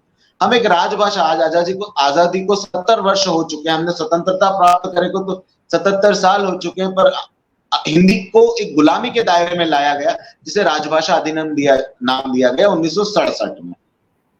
राजभाषा अधिनियम का दूसरा बिंदु देखिए, हम धारा 343, 351 में जब हम जाते हैं तो उसमें स्पष्ट तौर पे उल्लेखित है कि भारत में कार्य व्यवहार की राजभाषा तो हिंदी होगी, किंतु न्यायालय की भाषा केवल और केवल अंग्रेजी होगी।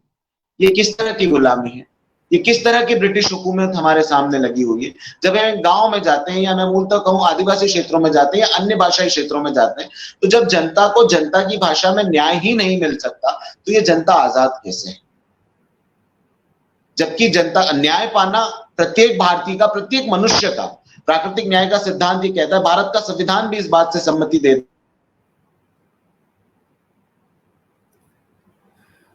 लगता है डॉक्टर अर्पण जैन जी का नेट सुचारू रूप से नहीं है। हम आगे बढ़ते हैं और जब तक उनका नेट सुचारू रूप से होता है तब तक हम लोग अध्यक्ष आज के कार्यक्रम के डॉक्टर जगदीश व्योम जी से इन दोनों वक्तव्य पर विचार जानते हैं। डॉक्टर जगदीश व्योम जी, राष्ट्रभाषा बना देनी चाहिए हिंदी को, मुख्य बात ये थी कि शिवाजी अर्पण जी बड़ा अच्छे बोल रहे थे, और वो नेट की वो निकल गए, नेट उनका काम नहीं कर रहा है, वो है नहीं। देखिए वो नेट की थोड़ी सी दिक्कत है। देखिए, ये जो प्रश्न है कि हिंदी राष्ट्रभाषा होनी चाहिए कि नहीं होनी चाहिए, मुझे लगता है बहुत बिल्कुल अब बेमानी हो गया, उसका कोई मतलब नहीं रह गया। हिंदी राष्ट्रभाषा ये चर्चा चलते चलते इतना समय हो गया है, और इसको जैसे नहीं वो जो जादूगर होता है वो कहता है कि ये दिखाएंगे, डुगडुगी बजाता रहता है और सबको भरमाए रहता है, और फिर लास्ट में अपना वो पल्ला झाड़ के चल देता है। बस वो जो कहता है वो नहीं करता। तो ये जो हमारी देश की जो राजनीति है, ये राजनेता अगर चुप हो जाए तो हिंदी एक दिन में अपने आप राष्ट्रभाषा हो जाएगी। ठीक है, तो ये एक दूसरे को लड़ाने का काम हमारी राजनीति ने किया है, हमारी व्यवस्था ने किया है, और भाषाएं एक दूसरे को जोड़ना सिखाती हैं, भाषाएं कभी लड़ना नहीं सिखाती। ये हमने कितना मन बनाया है, ये केवल कहने भर की बातें हैं कि हमने हिंदी का ये विरोध करते हैं, वो विरोध करते हैं। भाई, दक्षिण भारत की जो द्रविड़ परिवार की भाषाएं हैं, भारत में करीब 8-9 परिवार की भाषाएं बोली जाती है। 12 परिवार हैं, लेकिन कम से कम आरोपी परिवार के अंतर्गत 7-8 परिवार की भाषाएं बहुत सशक्त भाषाएं जो बोली जाती हैं, जिनका बड़ा इतिहास है। आप द्रविड़ परिवार की भाषाओं को ले लीजिए, जिसमें 4 बड़ी भाषाएं तमिल, तेलुगु, मलयालम, कन्नड़। कितना हिंदी भाषी क्षेत्रों में ऐसा प्रयास किया गया कि हमने उनके एक शब्द को भी पढ़ना सुनना सीखा हो। हम क्यों अपेक्षा करते हैं कि वो हिंदी सीखें, हम तमिल नहीं सीखेंगे, हम तेलुगु की बात नहीं करेंगे, हम कन्नड़ की बात नहीं करेंगे, क्यों? हम बांग्ला भाषा को अलग उठा के रख देंगे और वो हमारी भाषा को सीखे। हमारी और किसी की नहीं होती है। आप जिस क्षेत्र में आपका जन्म हो गया ये आपके हाथ में नहीं है। आपने अपनी माँ से जो बोली सीखी वो आपकी मातृ बोली है और ये उसका कर्तव्य है कि अपनी मातृ बोली की, मातृभाषा की का सम्मान करे, उसमें अपने विचार रखे। ये हम हिंदी भाषी हैं, हम अपना जो सपना है वो हम हिंदी में सोचते हैं। तमिल वाले से हम कहें नहीं तुम तो हिंदी में सपना सोचो, वो नहीं सोचेगा, उसकी मातृभाषा वो है। तो हम ये अपेक्षा करते हैं कि आप हिंदी देखो, हम नहीं देखें। दूसरी बात ये कि ये सारी चीजें केवल लड़ाने के लिए किया जाता है। दक्षिण भारत के जो नेता हैं वो देखते हैं कि अगर भाषा को अगर हमने मिला दिया तो फिर हमारी जो विधायकी है, हमारी जो संसदी है, हम पार्लियामेंट में जाएंगे, हमें वोट नहीं मिलेगा, हम जीतेंगे नहीं। इस तरह से लड़ाओ, ऐसे हम करते रहे। तो और हिंदी भाषियों में भी ये इस तरह कम नहीं है। जो बोलियां हैं, भोजपुरी है, अवधी है, बघेली है, बुंदेली है, ये बोलियां हैं, भाषाएं नहीं है। भाषा केवल हिंदी है। अब संविधान में अलग अलग आप सबको मान्यता देते चले जाओ और फिर उसके बाद में नेताओं को एक ही बात रहेगी, हिंदी कहाँ है भाई? ये तो भोजपुरी के हैं, ये अवधी के हैं, ये बुंदेली के हैं, ये बघेली के हैं, ये ब्रजभाषा के हैं, ये छत्तीसगढ़ी है। हिंदी कहाँ है? हिंदी वाले तो मुश्किल से 2% हैं, तो हिंदी को कैसे राष्ट्रभाषा बना? ये सब एक तरह का षड्यंत्र होता है। तो ये राष्ट्रभाषा का जो प्रश्न है, ये तो राजनीति, ये चूंकि हमारे हाथ में नहीं है, राजनीति पे तो उन्हीं को छोड़ दीजिए। हम लोग जो हिंदी के लिए काम कर रहे हैं वही करते रहे, नहीं तो हम जो कर रहे हैं वो भी हम नहीं कर पाएंगे। ठीक है, हिंदी चाहे राष्ट्रभाषा हो ना हो, हिंदी अघोषित राष्ट्रभाषा है इस देश की। दुनिया के आप किसी देश में चले जाइए, वहां वो जानते हैं कि भारत की भाषा हिंदी है। अब किसी देश, अब आप यहाँ से हमें लगता है कि चीन की भाषा जो है वो भी अंग्रेजी होगी। चीन में तो कोई अंग्रेजी समझने वाले 2% भी नहीं है। अंग्रेजी में भी जो अंग्रेजी बोलते हैं, अमेरिका में जो आप गांव में चले जाइए, वो अंग्रेजी जो आप शुद्ध अंग्रेजी बोलेंगे उसको वो नहीं समझ पाते।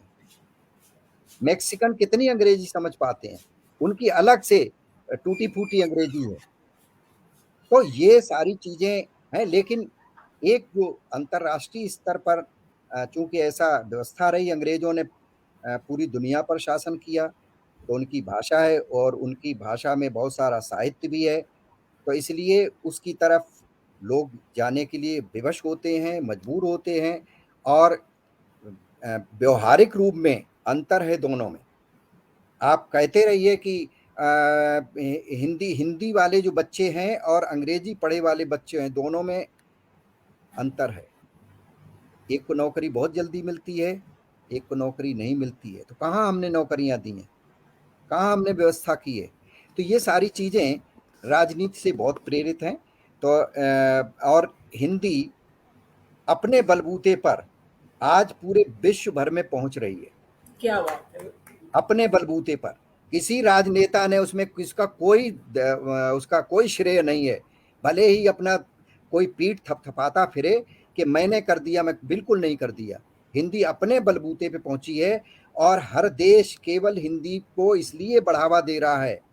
आज यूएस के, अमेरिका के बहुत सारे विद्यालयों के लिए आदेश हो रहे हैं कि वहाँ हिंदी एक भाषा के रूप में पढ़ाई जाएगी। मैं भी 2-3 बार अमेरिका गया हूँ और वहाँ के बहुत सारे विद्यालयों में देखा है, तो सब समझते हैं, है ना। तो ये जो उसका कारण ये है कि बिना उसके काम नहीं चलना। हिंदी बोलने वाले इतने लोग हैं, इतनी कंपनियों में लोग हैं, अगर भारत में कोई कंपनी आकर के अपना माल बेचेगी तो उसको हिंदी सीखना पड़ेगा। उसको विज्ञापन के जो बैनर हैं वो हिंदी में बनाने पड़ेंगे, उसको सॉफ्टवेयर हिंदी में बनाने पड़ेगा। ये जो चैट जीपीटी आया ये केवल मजबूरी बस आया है, इसलिए नहीं आया कि आपकी हिंदी को चलो हम कुछ दया कर दें, कुछ उपकार कर दें इसलिए कर, नो, ये केवल इसलिए है कि बिना इसके काम नहीं चलना है। आज आप किसी देश में जाइए, आज सब एक्सचेंज, लैंग्वेज एक्सचेंज के जो सॉफ्टवेयर्स हैं, आप उसमें कोई लिख दीजिए और चाइना आप लिख दिए, एक क्लिक करिए कि चाइना में क्या होगा और दिखा दीजिए तो वो चाइना वाला पढ़ लेगा। तो ये जो चीजें ये मजबूरी थी, तो इस वजह से ये सारा सब कुछ हो रहा है, बढ़ रहा है। और एक बात मैं उसके बाद खत्म करता हूं क्योंकि और लोगों को भी बोलना है। आपने जयप्रकाश जी ने बात कही थी कवि सम्मेलन और उसकी बात, तो कवि सम्मेलन तो खत्म हो गए, कवि सम्मेलन कहाँ रह गए। ये जो मंचों पर जो लोग कविता पढ़ते हैं, कविता के नाम पर जाते हैं, सबसे ज्यादा हिंदी का नुकसान इन्होंने किया है। अगर ये बंद हो जाए तो हिंदी थोड़ी सी बच जाएगी। एक उदाहरण मैं बताऊं, मैं होशंगाबाद में रहा हूं, मैं होशंगाबाद गया था अभी 4-5 महीने पहले, तो वहाँ एक कवि सम्मेलन होना था मां नर्मदा जी के तट पर। तो मुझे वहाँ के लोग बहुत सम्मान देते हैं, मैं वहाँ बहुत रहा, तो मुझे आग्रह किया गया कि आप इस कार्यक्रम की अध्यक्षता करें। मैंने कहा यार मंचों के कवि सम्मेलन क्या होते, मैं तो करता नहीं हूँ। खैर मैं वहाँ गया, अध्यक्षता की, वहाँ करीब 15-16 कवि थे, काफी भीड़ थी, नर्मदा जी के तट पर कार्यक्रम था। तो मैंने सब शुरू में मैं 5-7 मिनट बोला और मैंने आगाह किया, मैंने कहा भाई ये नर्मदा जी का तट है, यहाँ मध्य प्रदेश है और यहाँ भाषा की बड़ा मर्यादा रखिए। आप कवि सम्मेलन जहाँ जिस गर्त में पहुंच गए हैं वहां से थोड़ा सा यहाँ जरूर रखिए, फिर आप अपने। अब मैं वहां मंच पर बैठा, जो व्यक्ति संचालन करने आया, तो अब क्या कहा जाए, मुझे 5 मिनट वहां बैठना मुश्किल हो गया। मैं उठ करके फिर नीचे बैठा, आके 10 मिनट नीचे बैठने के बाद मुझे बैठ ही नहीं सकता था, यानी इतना घटिया। और फिर वो मैंने समाचार पत्रों में दूसरे दिन बहुत सारा आया कि व्योम जी ने ये कहा और ये कहा। तो वो तो सबसे ज्यादा नुकसान अगर करते हैं तो ये जो मंच के कवि हैं, इन्होंने सत्यानाश कर दिया। पढ़े लिखे हैं ही नहीं, कोई कविता से उनका मतलब नहीं, साहित्य से कोई लेना देना नहीं, चुटकुले सुनाते हैं और वो भी भदेश, है ना, वाहियात की बातें ताकि लोग हंसें। पहले हमारे यहाँ जो जोकर हुआ करते थे बहुत सस्ते, वो जो हंसाते थे, उससे भी बहुत नीचे जा करके उठता है। तो वो कवि सम्मेलन की तो बात छोड़ दीजिए, कवि सम्मेलन तो अब खत्म हो गए, वहाँ कहाँ रह गए। और उसमें कहीं ना कहीं हम लोगों का भी ये है कि हम लोग चुपचाप बैठ करके उन्हें देखते रहे और मंच ऐसे लोगों को सौंप दिया जो व्यवसायी हो गए, पूरी तरह से एक व्यापारी वर्ग बना गया वहाँ, कि बस वो कुछ भी जाओ, तालियां बजाओ और ये करो वो करो, पैसे ले आओ। तो ये सारी चीजें हिंदी को इन्होंने नुकसान पहुंचाने का काम किया। सिनेमा में कभी, सिनेमा एक ऐसा माध्यम सा, प्रेमचंद ने एक लेख लिखा था, मैंने अभी डाला तो बड़ा वायरल लेख हुआ, कि मूर्खों के हाथ पड़ा सिनेमा। ये मैंने जो एक हमारा कवियों के लिए, साहित्यकारों का एक परिचय का एक अंतर्राष्ट्रीय स्तर पर हमारा एक समूह है, उसमें हम डालते हो, तो उसमें मैंने लगाया था। ये पाकिस्तान में छपा था 60-70 साल पहले, उन पर प्रेमचंद जी का लेख।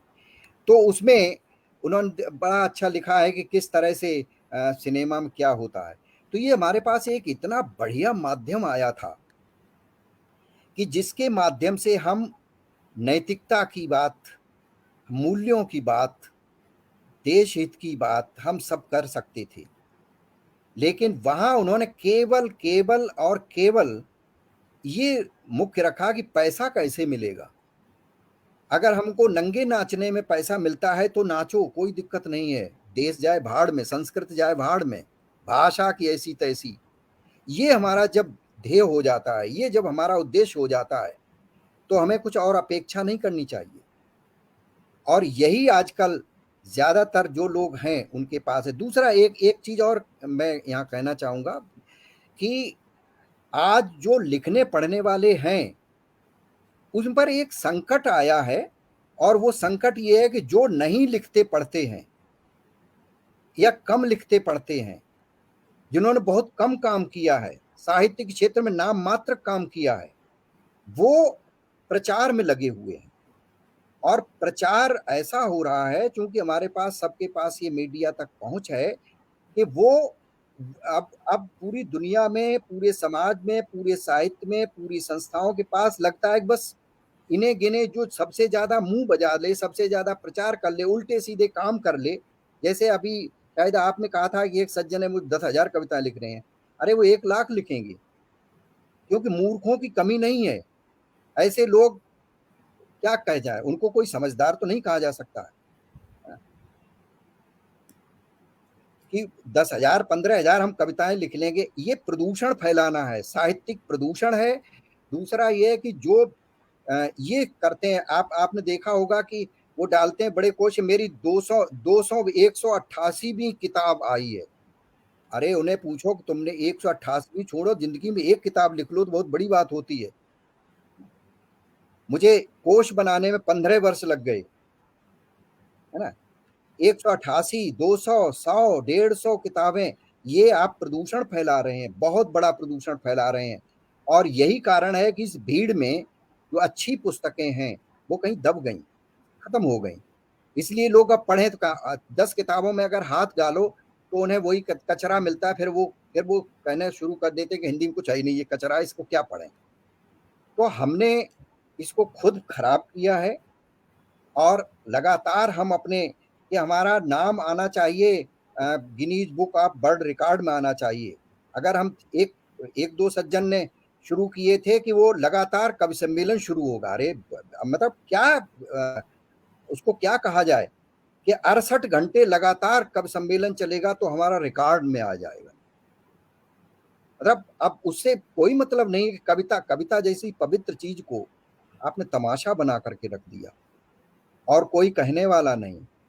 अब ये बात सही है कि वहाँ कोई सुनने वाले भी वही होते हैं, सुनाने वाले भी वही होते हैं और बस पैसे का खेल चलता है। तो ये सारी चीज़ें जो है बड़ी अच्छी चीज़ें नहीं हैं, लेकिन इसी के बीच में निराश होने की भी आवश्यकता नहीं। इसी के बीच से कुछ अच्छी चीज़ें निकल के आएंगी और निकल के आ रही हैं और समय इन सबको छांटेगा, बस यही कह सकते हैं। जी विभा जी।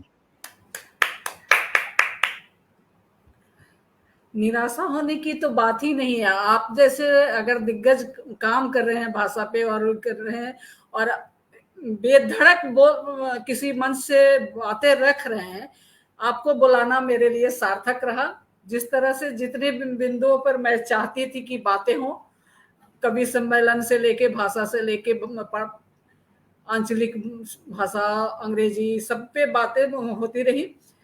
डॉक्टर अर्पण जैन की बातें अधूरी रह गई थी। अगर वो अपनी बातें पूरी करना चाहें, कुछ बोलना चाहें तो सादर आमंत्रित है। आपका नेट काम नहीं कर रहा था। जी अर्पण जी।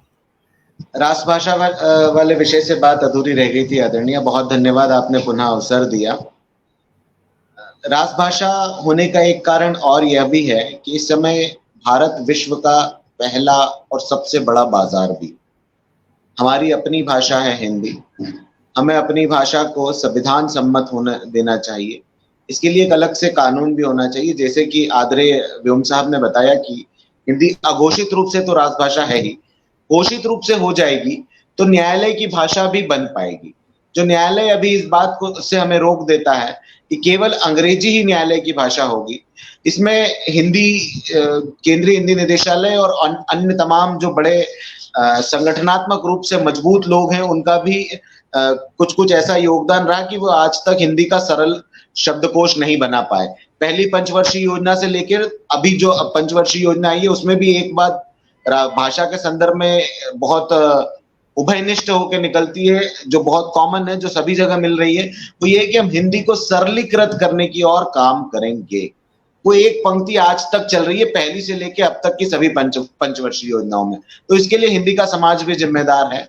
साथ में एक बड़ा प्रश्न ये आया था कि पाठक हिंदी के कम हो रहे हैं, जबकि मतलब लिखा बहुत जा रहा है, पर मूल प्रश्न मेरा यहां पर उठता है कि लिखा क्यों जा रहा है। लिखा बहुत जाना ये तो एक स्वाभाविक प्रक्रिया है, पर क्यों लिखा जा रहा है, उस लेखन के पीछे के कारण में कहीं भी साहित्यकार नजर नहीं आता।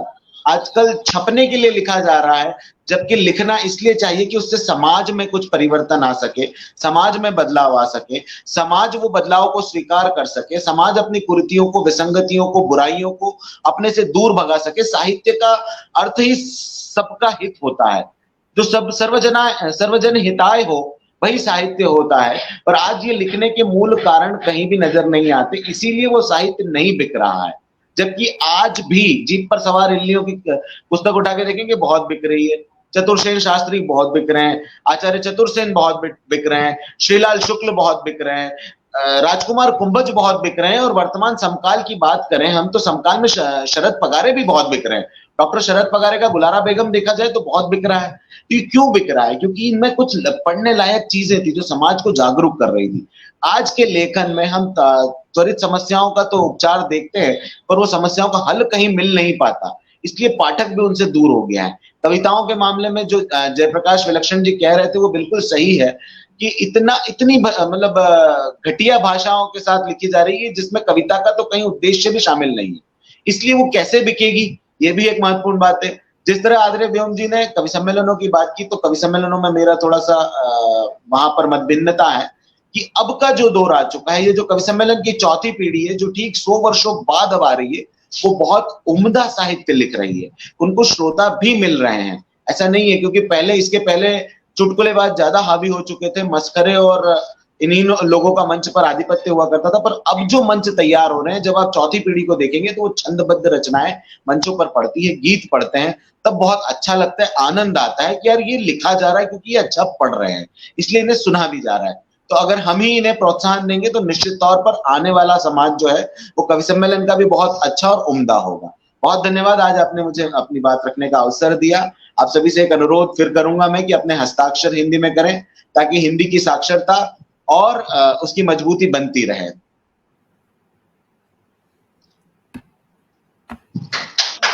मुझे लगता है कि हमारे जितने प्रश्न थे उन प्रश्नों के उत्तर आ चुके हैं। अध्यक्षीय उद्बोधन में कुछ कहना चाहें या आप लोग और कुछ कहना चाहें, जयप्रकाश विलक्षण जी और डॉक्टर जगदीश व्योम जी, तो हम आपकी बातें सुने और हम इसे समाप्त करें।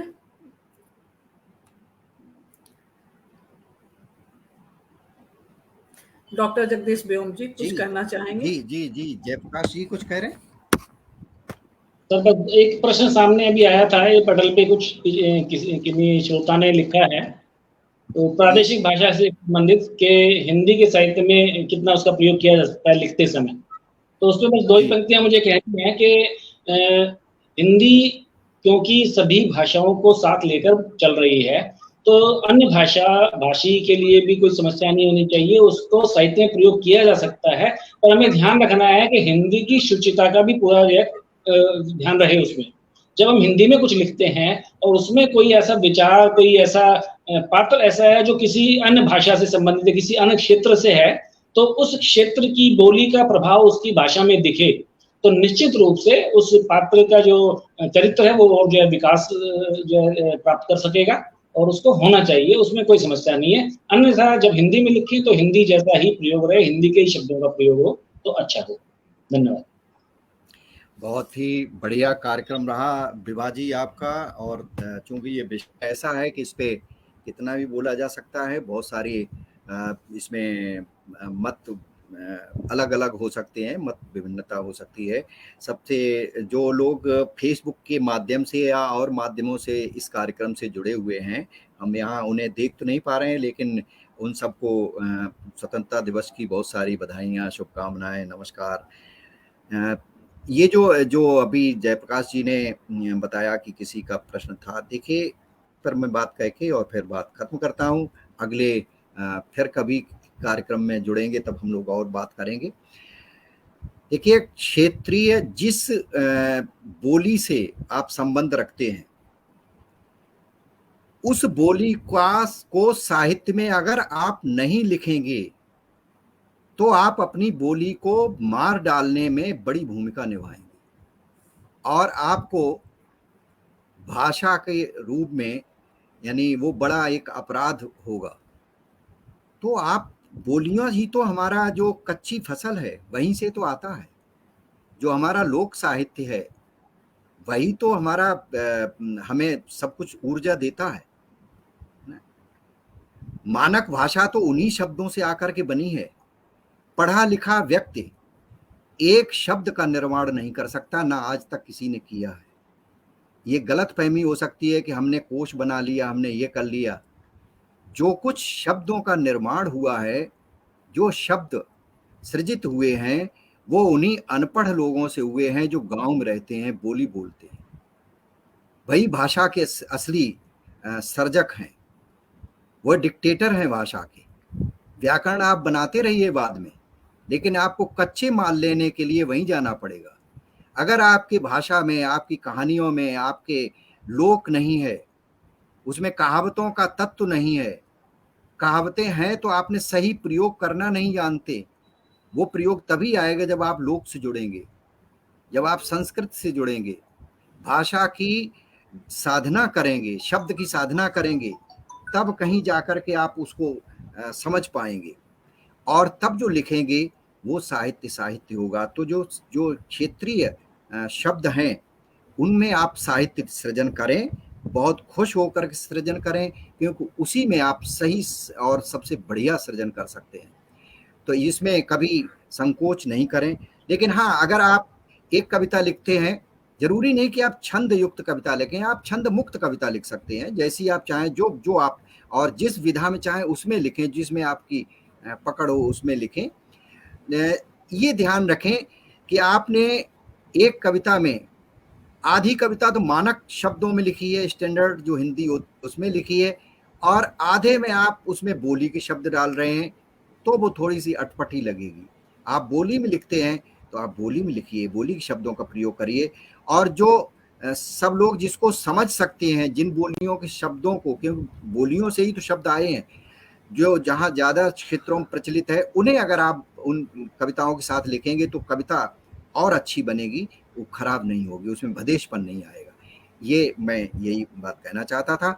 और आज के इसमें मुझे आपने सुना, मुझे अवसर दिया, इसके लिए आप सबका धन्यवाद। और विशेष रूप से विभा जी का, आपकी लेख की मंजूषा का। और बस एक बात कह के बात खत्म करता हूं कि आप अपने स्तर से हिंदी के लिए और अपनी बोली के लिए जो कुछ कर सकते हैं वो करते रहिए। ये अपेक्षा मत करिए कि सरकार ये करेगी, सरकार कभी नहीं करेगी, कभी कोई और नहीं करेगा।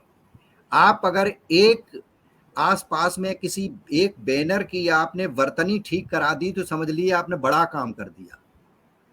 आप उसकी चर्चा जरूर कहीं करिए कि मेरे यहाँ एक बैनर था और मैंने उस दुकानदार से रिक्वेस्ट की तो उसने उसकी स्पेलिंग जो है वर्तनी ठीक कर दी।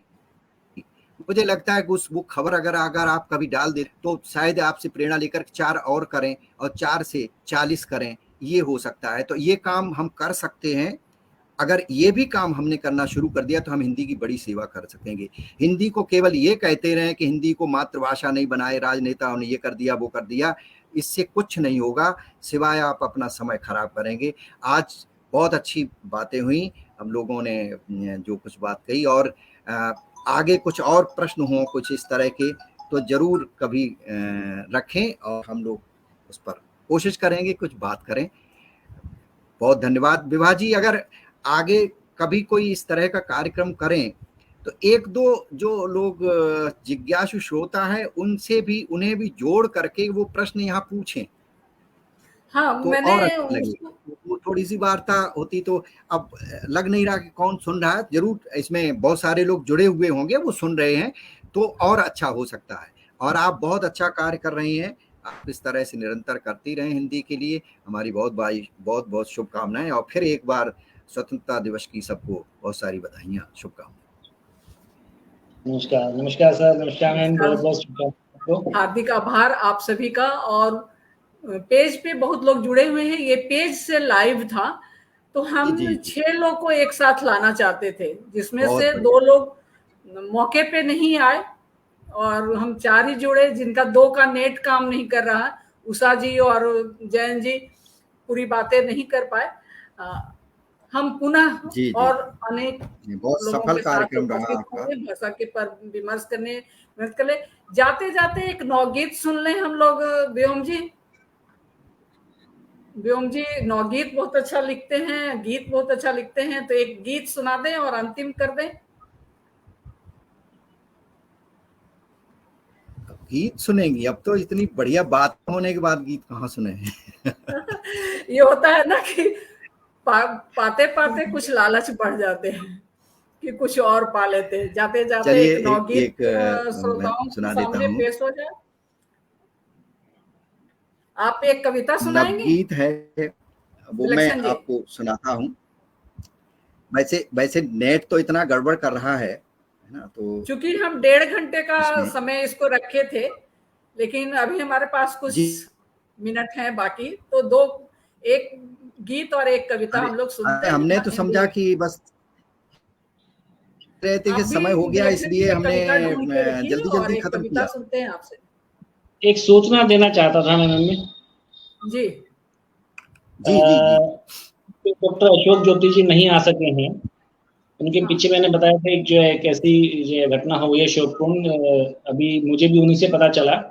डॉक्टर बिंदेश्वर पाठक, मेरे ख्याल से नाम सब जानते हैं हम लोग, लव जी इंटरनेशनल के जो हेड रहे हैं। अभी अभी पता चला है कि वो परलोकवासी हो गए हैं कुछ टाइम पहले। इसी कारण उनसे उनका बहुत बड़ा जुड़ाव था, सुलभ में काफी समय तक रहे हैं वो लोग, इस वजह से वो नहीं आ जी जी सके। अफसोस, खेद है, बेहद दुखद बात हो गई। तो बड़े जी समाज सेवी का जो है बाकी जो समाज में एक हाँ बिल्कुल जो है बिल्कुल बहुत दुखद सूचना है। और ये उनकी उनको बहुत सारी उनकी स्मृति को अक्सर मेरे कार्ड हम बनाया करते थे सब, जब आने वाले लोग होते थे तो यही होता था। कोई किसी का नाम अगर आगे हो गया तो भाई उनके नाम के आगे मेरा नाम क्यों नहीं हुआ। एक जी जी समस्या जी ये आ जाती थी, या कार्ड सबको बट गया, उसमें से 2 लोग नहीं आए, तो जी। होता था कि भाई वो जो लोग आए हैं उनका नाम कार्ड पे नहीं है, और जो लोग नहीं आए उनका नाम कार्ड पे क्यों है। तो ये सब समस्याएं। अब एक आप काम कीजिए, गृहिणी को सोच लीजिए कि कितना काम होता होगा, ये तो और उसके चलता बाद रहता है। कार्ड पे भी भाषा। चलिए हम लोग बाकी बहुत बातें सारे बाद में करेंगे। इस पर हम लोग नवगीत और एक कविता सुनते हैं।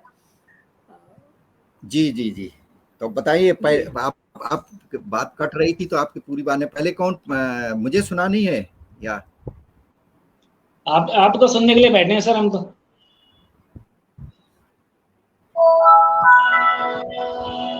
आवाज कट रही, आवाज नहीं आ पाई।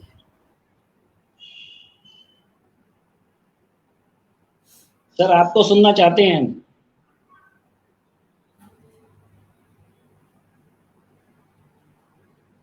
व्योम जी का नेट लगता है कि जी विभा जी नेट डिस्टर्ब कर रहा है। हाँ अब आपकी आवाज आई। जी बताएं।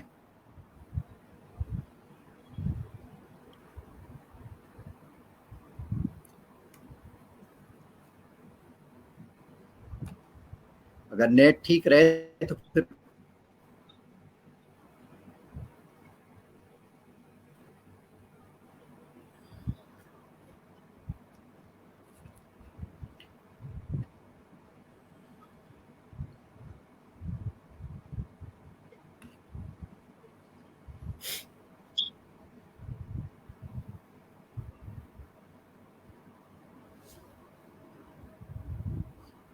जी विभा जी। जी हाँ स्वागत है आपका। मुझे लगता है कि एक कविता आप सुना दीजिए। आप बहुत देर से संचालन कर रहे हैं और नहीं, आपने कुछ संचालन खास नहीं कहा, तो एक संचालन कविता का से काम आप ही शुरू केवल करिए। आप सुनना। अरे कुछ सुनाइए। नहीं, आप सुनाइए, नहीं नहीं कुछ नवगीत सुना सुनेंगे दीजिए और आप। विलक्षण जी से एक कविता सुनाएंगे। मूड के साथ अच्छा सुध भी चलिए मिल जाएगा ना। चलिए जी स्वागत है। एक नवगीत सुन लीजिए। देखिए आज की स्थितियों में पर ही एक ये लिखा गया गीत है। देखें कि राजा मूछ मरोड़ रहा है, सिसक रही हिरनी। सारे प्रतीक हैं। राजा मूछ मरोड़ रहा है, सिसक रही हिरनी। बड़े बड़े सींगों वाला मृग राजा ने मारा, किसकी यहां मजाल कहे राजा को हत्यारा। मुर्दानी छाई जंगल में सब चुपचाप खड़े, सोच रहे सब यही कि आखिर आगे कौन बढ़े। घूम रहा आक्रोश वृत्त में ज्यों घूमे घिरनी, सिसक रही हिरनी। राजा मूंछ मरोड़ रहा है, सिसक रही हिरनी। आगे इसमें कि एक कहीं से स्वर उभरा, एक कहीं से स्वर उभरा, मुंह सबने उचकाए। दबे पड़े साहस के सहसा पंख उभर आए। मन ही मन संकल्प हो गए आगे बढ़ने के, जंगल के अत्याचारी से जमकर लड़ने के। पल में बदली हवा, मुट्ठियां सबकी दिखी तनी, सिसक रही हिरनी। राजा मूंछ मरोड़ रहा है, सिसक रही हिरनी, सिसक रही हिरनी। और अंतिम है कि रानी तू कह दे राजा से प्रजा जान गई। रानी तू कह दे राजा से प्रजा जान गई, अब अपनी अकूत ताकत प्रजा पहचान गई। मचल गई जिस दिन प्रजा सिंहासन डोलेगा, और शोषक की औकात कहां कुछ आकर बोलेगा। क्या उठो बात है। उठो सब उठो, उठेगी पूरी बिकटवनी। राजा मूंछ मरोड़ रहा है, सिसक रही हिरनी, सिसक रही हिरनी, सिसक राजा रही हिरनी। मुंह मोड़ रहा है। क्या बात है, बहुत सुंदर। बहुत बहुत हार्दिक आभार, आपने मेरे बातों का मान रखा, आप आए और इतने महत्वपूर्ण विषयों पर बातों पे, और एक साथ मतलब सोने पे सुहागा नौगीत भी हम सुन पाए। विलक्षण जी से एक कविता सुनते हैं और इसकी जी बिल्कुल अध्यक्ष महोदय से समाप्ति की घोषणा की अनुमति जी। चाहते हैं। जयप्रकाश जी। जी मैम, धन्यवाद सर, धन्यवाद मैम। मैं अधिक ना बोलते ही सीधा कविता शुरू करता हूँ। मेरा हिंदुस्तान बचा लेना शीर्षक है। काली नजरों से तुम बचा लेना, काली नजरों से तुम बचा लेना, प्यार की महफिलें सजा लेना, प्यार की महफिलें सजा लेना।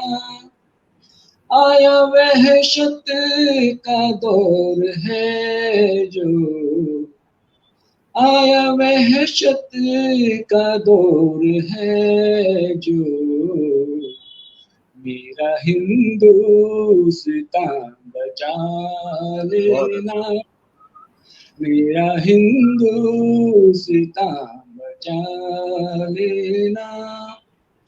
कैसे हिंदू मैं तुम मुसलमान हो, कैसे हिंदू मैं तुम मुसलमान हो।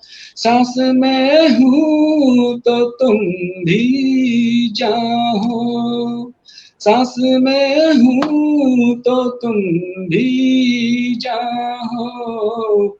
खून दोनों का इस धरा में मिला, खून दोनों का इस धरा में मिला।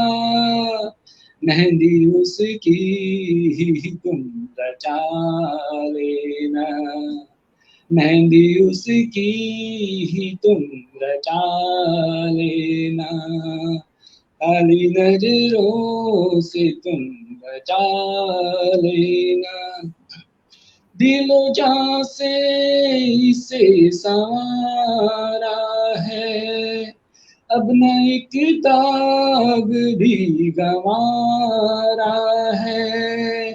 दिलो जान से इसे संवारा है, अब न एक दाग भी गंवारा है।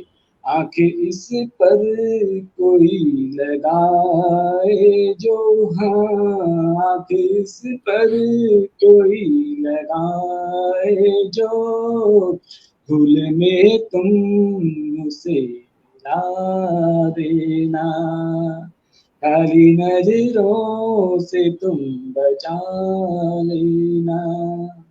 मैं अकेला हूँ तुम भी तन्हा हो, खोया मैं हूँ तो तुम ठहरा हो। मैं अकेला हूँ तुम भी तन्हा हो, खोया मैं हूँ तो तुम भी हैरान हो। जब कोई चाहे जुदा करना हमें, जब कोई चाहे जुदा करना हमें, दिल को दिल से कभी मिला लेना, दिल को दिल से तभी मिला लेना। काली नजरों से तुम बचा लेना, प्यार की महफिलें सजा लेना। आया वह शत का दौर है जो मेरा हिंदुस्तान जाने। बहुत अच्छा भाई जयप्रकाश, बहुत बढ़िया, बहुत। जब हम कोई विमर्श करते हैं तो उदाहरण भी पेश करते हैं। अभी आप लोगों ने देखा कि बिना अंग्रेजी शब्दों का प्रयोग किए हुए नवगीत और कविता आपके सामने पेश की गई, और उदाहरण इससे बेहतर क्या हो सकता है, भाषा विमर्श इससे बेहतर क्या हो सकता है। आप सभी का हार्दिक आभार प्रकट करती हूँ। आप लोगों का बहुत बहुत धन्यवाद। पेज पर उपस्थित श्रोता, और ये लाइव प्रस्तुति है तो ये जब तक फेसबुक की मर्जी रहेगी तब तक रहेगी। इसको यूट्यूब पर कर देंगे तो और लोग भी सुनेंगे, और लोग भी जानेंगे। उदाहरण के साथ विमर्श प्रस्तुत हम लोगों ने किया, और उदाहरण के साथ आप विदा भी लेने अध्यक्ष महोदय से अनुमति कि हम विदा लेते हैं, और सभी का आभार प्रकट करते हैं, सभी को बहुत बहुत धन्यवाद देते हैं। और बिना अंग्रेजी का, आज अंग्रेजी से चिढ़ नहीं है, क्योंकि अंग्रेजी एक भाषा ऐसी है जिससे हम आगे बढ़ सकते हैं, रोजगार पा सकते हैं, विदेश जा सकते हैं, सब कर सकते हैं। लेकिन आज स्वतंत्रता दिवस के दिन बधाई अंग्रेजी में देना नहीं पछता है, हैप्पी इंडिपेंडेंस डे कहना नहीं जचता है। और मुझे लगता है कि शायद सभी ध्यान रखेंगे, आप जो भाषा बोले पूरी उसी तरह उसी भाषा में बोले। अगर आप अंग्रेजों से बात कर रहे हैं, उनके सालगिरह पर बधाई दे रहे हैं, तो आप हैप्पी बर्थडे कहें। लेकिन अगर हम देश में अपने बच्चों से, अपने घर में, अपने समाज में, अपने दोस्तों को, आभासी लोगों का कहना होता है कि वो अंग्रेजी में इसलिए लगते हैं कि ताकि विदेश का लोग भी पढ़ सके। अरे विदेशी जहां पढ़ पा रहे हैं वहां तो हिंदी पढ़ रहे हैं, वो लोग भी हिंदी जान रहे हैं। अमेरिका का जैसा उदाहरण उन्होंने, जगदीश बेऊन जी ने दिया कि वहां हिंदी कॉलेजों में दूसरी भाषा बनाई जा रही है हिंदी। तो हम विदेश में हिंदी से जाने जाते हैं और देश में हैप्पी करके हैप्पी होते हैं। कम से कम इसका ख्याल 15 अगस्त 26 जनवरी को तो रखा ही जा सकता है। बाकी दिन आप चाहे जो करें, जो चाहे जो करें। और मेरी बातों का कोई अगर बुरा लगे तो इस पर ध्यान जरूर दें कि क्यों कह रहे हैं। आज 77वीं मतलब 76वीं वर्षगांठ और 77वां दिवस मनाते हुए में भी अगर कहना पड़े कि भैया हिंदी में तो बोल दो, शुभकामनाएं और बधाई, बहुत बहुत बधाई, बहुत बहुत आभार, बहुत बहुत धन्यवाद। लाइव बंद कर देते हैं, पेज पर